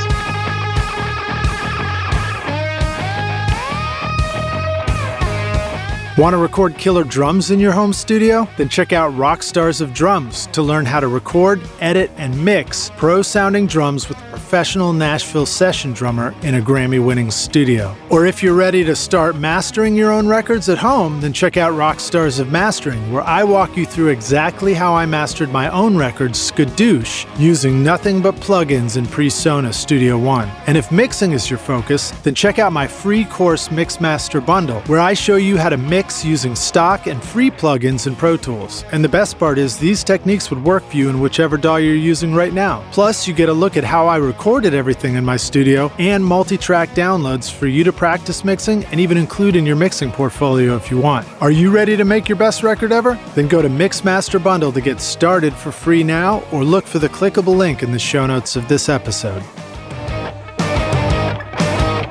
All right. 808s, that's a big, or big kicks is a big part of your world. What are some things that help you know that you're getting the low end right in your mix?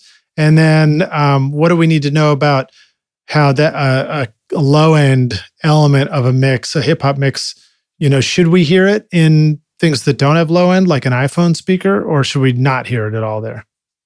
I don't know. That's tough. I mean, it depends on the 808. Sometimes you'll hear them in the iPhone, sometimes you won't. The sign of a good hip hop mix is that you do hear it in the iPhone. And so with 808s, a lot of times I just honestly leave the 808 alone, or I'll use a little bit of R bass just to get a little more like of the harmonics of it. Because what happens, especially like iPhones and stuff, if you have just all low 808, you're not going to hear it on the iPhone. Right. So adding harmonics to it through saturation or what have you will help the 808 sound bigger and heard on more speakers. So like the R bass is really good for that, and again the black box helps a lot for that too. Or just distorting with like little radiator or something like that can help the 808 kind of cut through a bit more. And maybe it's unfair for me to just throw out a term like 808 because maybe we should describe low end stuff as either, there's the long sustaining low end, like stuff that's like that. And then there's, I don't know if that sounded good over my mic here just now, but felt real good in my head. Yeah. And then, and then there's punchy kicks too, which are short, like, right. And that kind of stuff. And so maybe, I don't know, do you approach those two different sounds differently, or is it more like what you said before, where it's like that production decision has been made and you're just trying to sort of increase the bigness of both of those? Yeah, it's usually more the latter. I mean, because hip hop producers kind of have that sound that they want. Some guys want all 808. Some guys want big kicks, and I will say this: you usually got to pick a winner. So, right. Like either the 808 is going to be the winner or the big punchy kick's going to be the winner. But it's really hard to get loudness and compete with both going, because it just gets like a muddy mess and it's just all low end and you don't either hear the kick or you don't hear the 808. So usually I'll filter one or the other. So the other one can be the star, you know what I mean? So yeah. Either it's going to be the punchy kick or it's going to be the 808. So if it's the punchy kick, then I might filter some of the low end of the 808 so it's still heard with the harmonics, but the kick's like, the main thing you're hearing. And interesting. Vice versa, Interesting. So like that long sustaining sub bass sound, it doesn't necessarily have to have the subs in it to still fulfill the musical role. Yeah, I mean it does, but you can turn it down and add it through harmonics with R bass and stuff, so that it kind of sounds like it's more low end than it is. Can you? R bass just amazing like that. Yeah. So and R bass is cool, and I know there are some other tools that kind of do that too. But can you sort of describe to the rock stars what is R bass? What does that do? Can you describe? Oh, yeah, I don't want to put you on the spot for the technicality of it. It's cool. It's cool. R bass is a century-old plugin from Waves. That what it does is it adds second, third, fourth, whatever second harmonics to a sound. So if your bass is at 80 hertz, it will add like 160 hertz basically, right? And so on from there. So it adds. So what we hear is 80, and this is where I start getting really bad at the technical side. Right. Emotional. I thought we didn't have to take math. Yeah. I'm more of an emotional mixer than a technical guy. But so it adds the harmonics to it. So our ear perceives it as sounding like the same frequency, kind of. I think that's the way to explain it. But all I know is if I have it on 80, it's also going to boost the harmonic frequencies above that. Yeah. Yeah, harmonics are multiples of the fundamental tone. So Right. There you see, you're much better explaining that kind of stuff than I am. well, yeah, but I would, it's so for me, what I never quite understood was like, you use R bass, and is it adding lower frequencies to what you had, or is it adding upper frequencies to what you had? It's usually upper. Yeah. Okay. Yeah. All right, dig it. Okay, cool. And that's funny because it probably sounds like you got more bass because you're hearing the upper frequencies. Exactly. And that's how you get it to stick through the like smaller speakers too. You know what I mean? All right, cool. So there was another one of your tracks. I don't know if I can point it out quick enough, but I think it was Honey with Jaffro, if I'm saying the name right.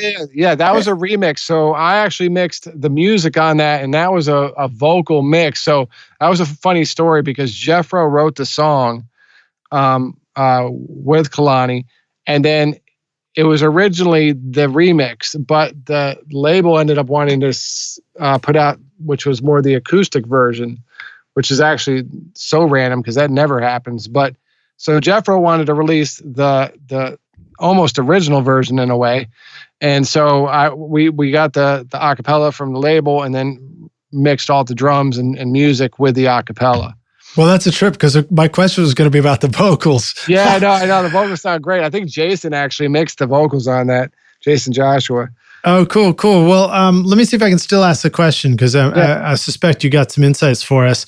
But like, when you're doing some vocals and you're trying to make a lot of room or really make the harmonies or the background stuff sound really wide, what are some good ways to widen out the vocals and like just make the mix sound not like claustrophobic in the middle, but wide and spacious? And I'm not talking about big reverbs. I'm talking about more like the actual vocal. Yeah, the widening. Well, if it's the lead or if it's sometimes there's some other doubles and things like that, but they can just sound super wide. That song, for example, it jumped out at me.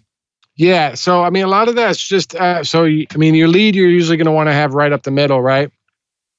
But then the doubles and stuff, you're going to usually pan those further out. And the other thing you can do, which I do a lot of times, is I'll have the lead in the middle, but with the doubles, I'll once again use like a mid-side EQ, like the Digital V3 or V2 by Plugin Alliance. Mm-hmm. And so that's a mid-side EQ. And if you guys don't know mid-side, what it basically is you can EQ the middle of the phantom stereo, whatever it is, the middle, and you can EQ the sides separately, right?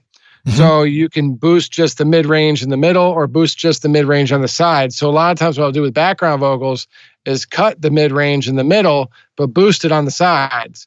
And so what that does is it gets it out of the middle so the lead vocal can stick out, but still gets you that big doubled or harmony vocal sound because it's still on the sides. You know what I mean? Interesting. So it's like you're not just taking every background vocal and panning it all the way to the left and all the way to the right. You can build more of like an all across the stereo field, but then just sort of scoop out the EQ of what's in the middle to make room for the vocal. Exactly. Yeah. And so, because sometimes I feel like if you pan out everything, it just gets too wide.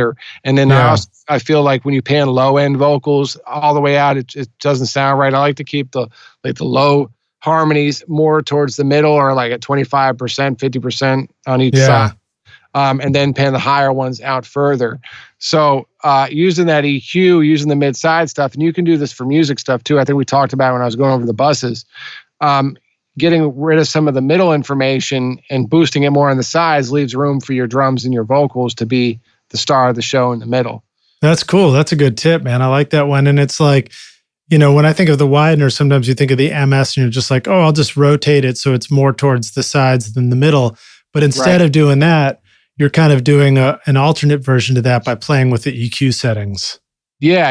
You can just scoop out like whatever you want to stick out or whatever's getting in your way, you can scoop it out in the middle and push it out to the sides, All right, cool. Now, here's a question for you that you probably get a lot, but what tips when you're doing a mix that's just a stereo track and a vocal?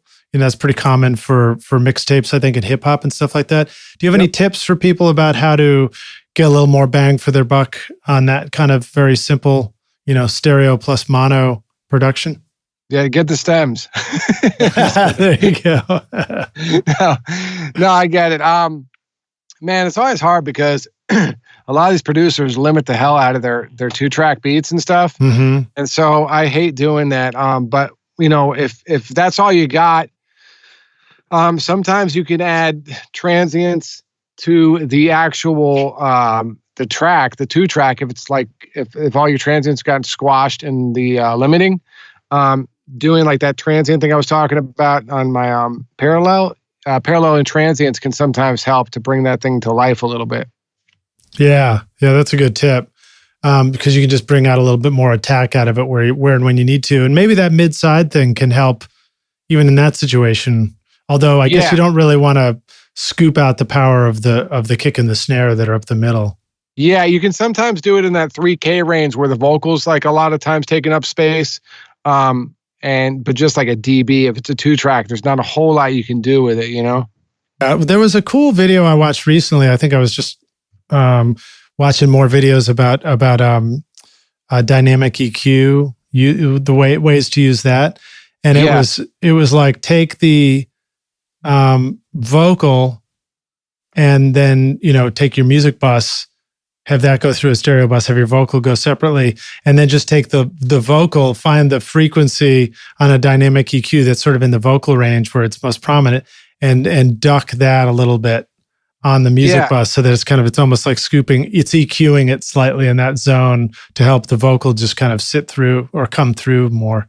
Yeah, I love dynamic EQs. I use them on vocals a lot.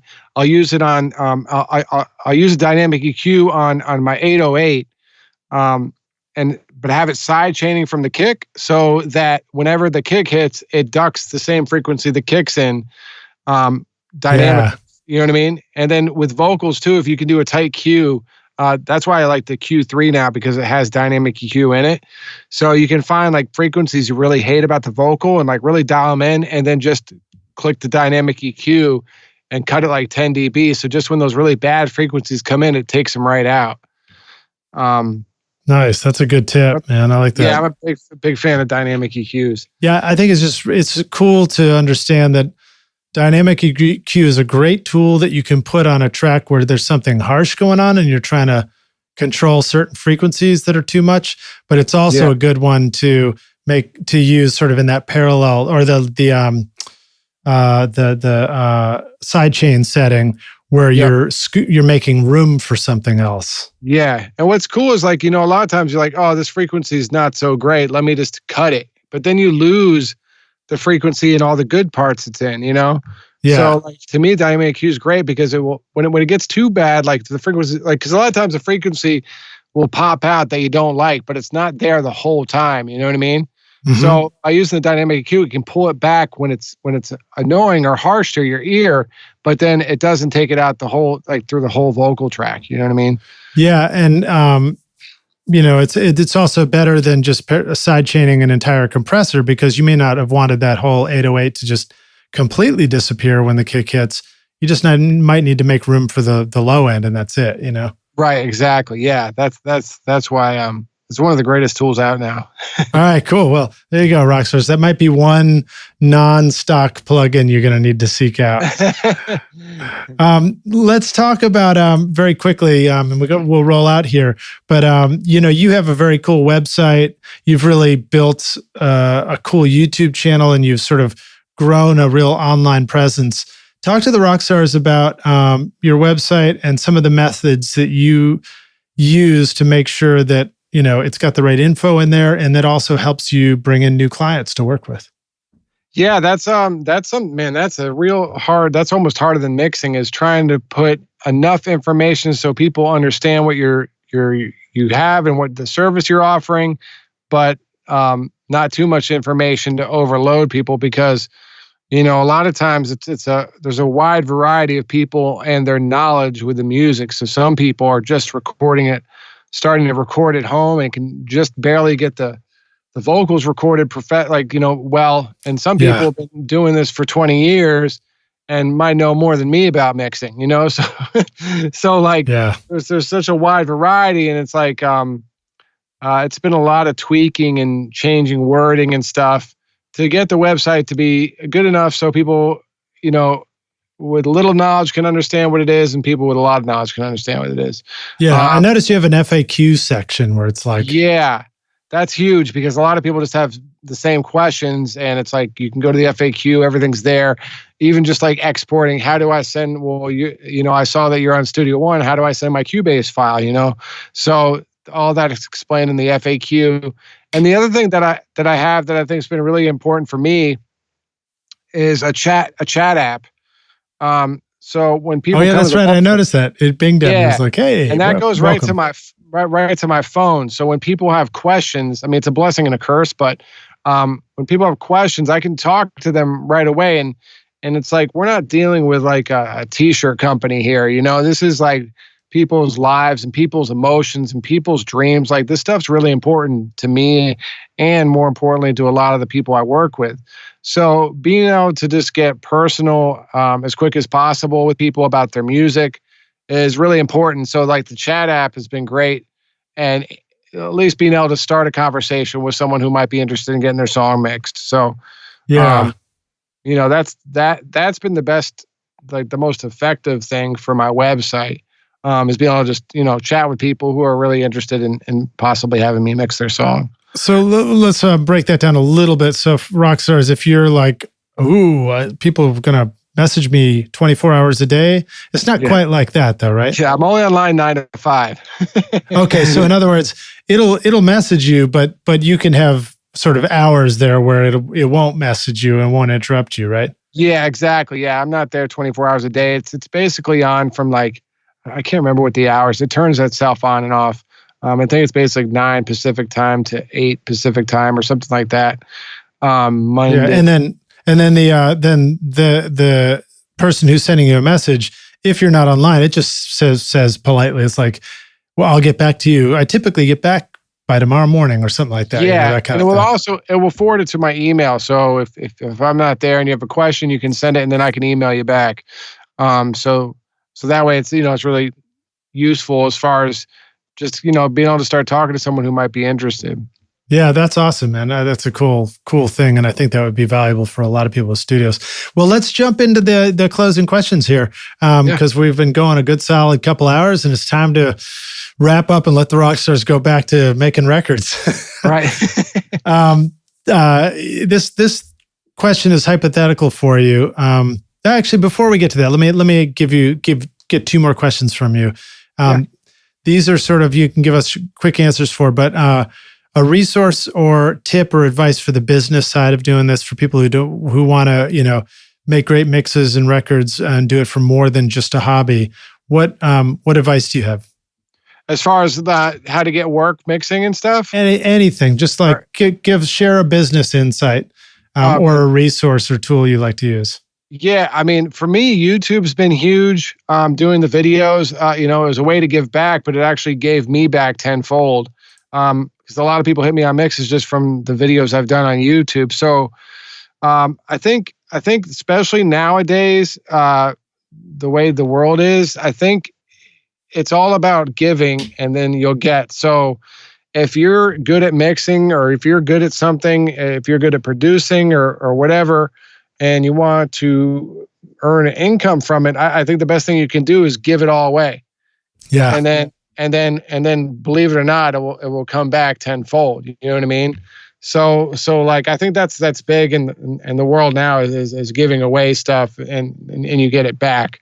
So give to get. Yeah, which is kind of an abstract thing, but it's actually been a theory that I've kind of followed and it works.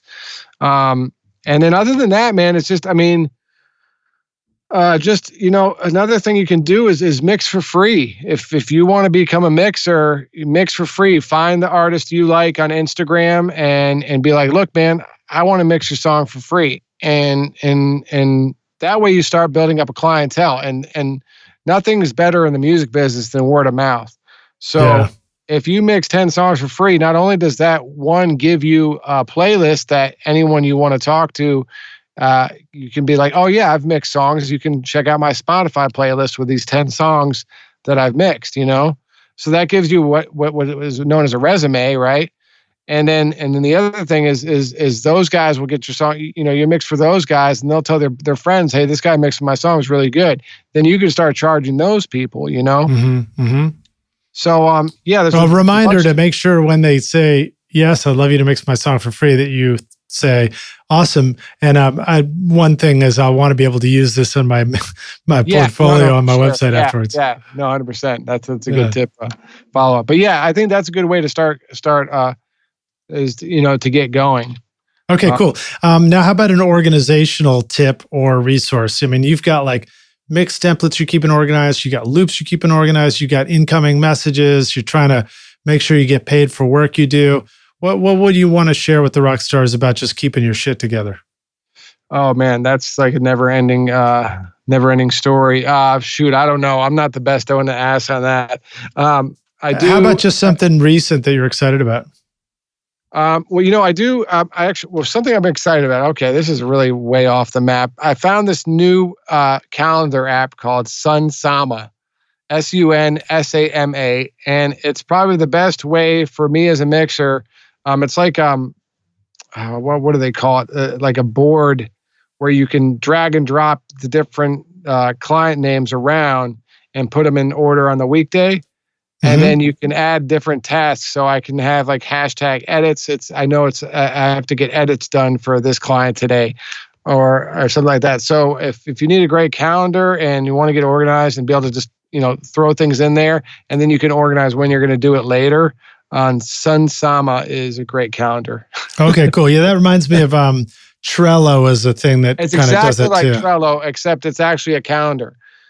Oh, so cool. Yeah, it's like, that's what I was trying to remember what it was like. It's like Trello, except a calendar. It's really awesome, and it's actually helped my organization skills way like a lot, because a lot of times what happens is I get a bunch of emails. Like I usually mix a song or two a day, and then I have edits coming through too, like revisions. So if I see that email come in, I can just add it to the Trello board or whatever you want to call it. And label it Edos, and then it's all there. And then it's like, okay, what it does is if I don't get through, because a lot of days I don't get through what I plan, right? It knocks it over to the next day when I wake up. So all those edits that I might not have gotten done will be on tomorrow instead of today. So it's not like on a regular calendar, if you don't do it, it stays on that day and that's it. But this, it keeps building onto it. So it's like, oh shoot, I still got to get, Jason's edits.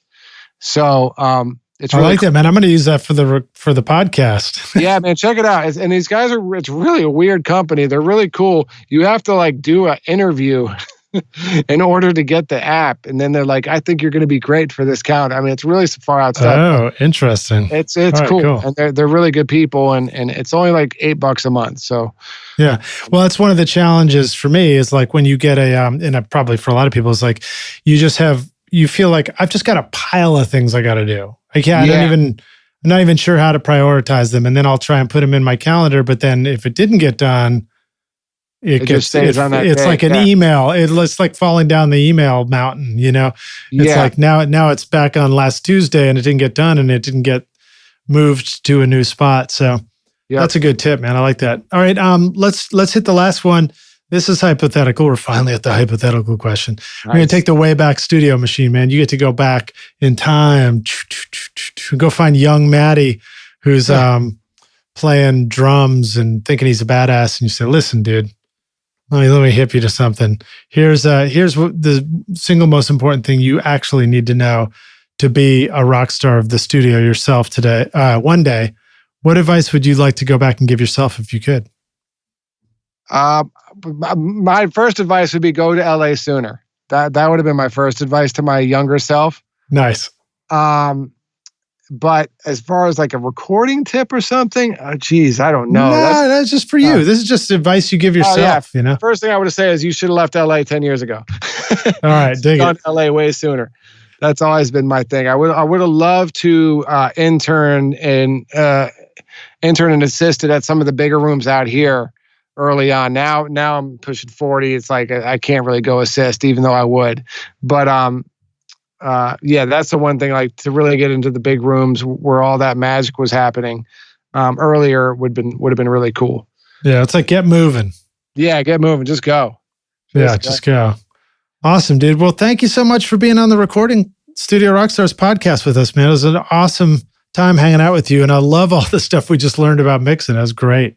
Oh man, it was my pleasure. I've been, like I said, I've known about you for a while, so it was cool to actually hang out and talk. It was a good time. Yeah, man. Well, it's an honor to have you here. Let the Rockstars know how they can find you online and where should they go, seek you out if they need to get their next amazing mix and master or just learn more about how to do it. Yeah, you can check me out. My website is mixandmastermysong.com. Like we said, it's super generic. You can follow me on Instagram and Twitter at Mixed by Matty. And then the YouTube channel is youtube.com/mixandmastermysong. So hit me up on any of those. You can chat with me, whatever you guys want. If there's anything I can do to help you out, if you have any questions about stuff we went over on this podcast, just hit me on Instagram or Instagram's probably the best, or the chat. And I can, let you know more information on something you're interested in. Okay, cool. Well, great stuff. And then, Rockstars reminder, we've got a playlist of the awesome music that Matty's been making and his, straight to his YouTube channel. So just click through on the show notes on your mobile device or on the website and you'll find that YouTube playlist right there. So, dude, thanks very much for being with us on the show. Absolutely. Thank you, man. Blast hanging with you, and I look forward to running into you face to face. Maybe I'll see you out at Winter NAMM or something, which is of course should be right around the corner from this podcast coming up. I know, right? The way things go, yeah. That's great. Awesome, dude. Thanks, right, man. We'll talk soon. Cheers. Thanks so much for listening to Recording Studio Rockstars. If you enjoyed the show and want to help make it better, then please share this episode with your friends on social media and leave a rating and review on iTunes to help the podcast reach more rock stars like yourself. You can click directly over to iTunes or go to rsrockstars.com/review for an easy explanation. And remember to hit the subscribe button to keep up with weekly episodes. And if you're ready to make your best record ever now, then head over to Recording Studio Rockstars Academy, where you can start with my free course at mixmasterbundle.com. And if you want more free content from Recording Studio Rockstars, all you have to do is go to rsrockstars.com/email. Again, that's rsrockstars.com/email to enter your name and email, and I'll keep you in the loop with articles, videos, podcast updates, and even free gear giveaways for your studio. Just look for the link in the show notes below. Thanks so much for listening, and thanks for being a rock star. I'm Lid Shaw, and this is Recording Studio Rockstars. Now, go make great music. Thanks so much for listening to this episode, Rockstars. I also want to give a big thank you to our sponsors who helped make this episode possible: OWC, Whisper Room, Eventide Audio, Spectra 1964, and Roswell Pro Audio. You'll find links to all these wonderful sponsors in our show notes. These are all things that I highly recommend you check out for your studio. They're going to help you make your best record ever. Thanks so much for listening, and we'll see you guys in the next episode. Cheers.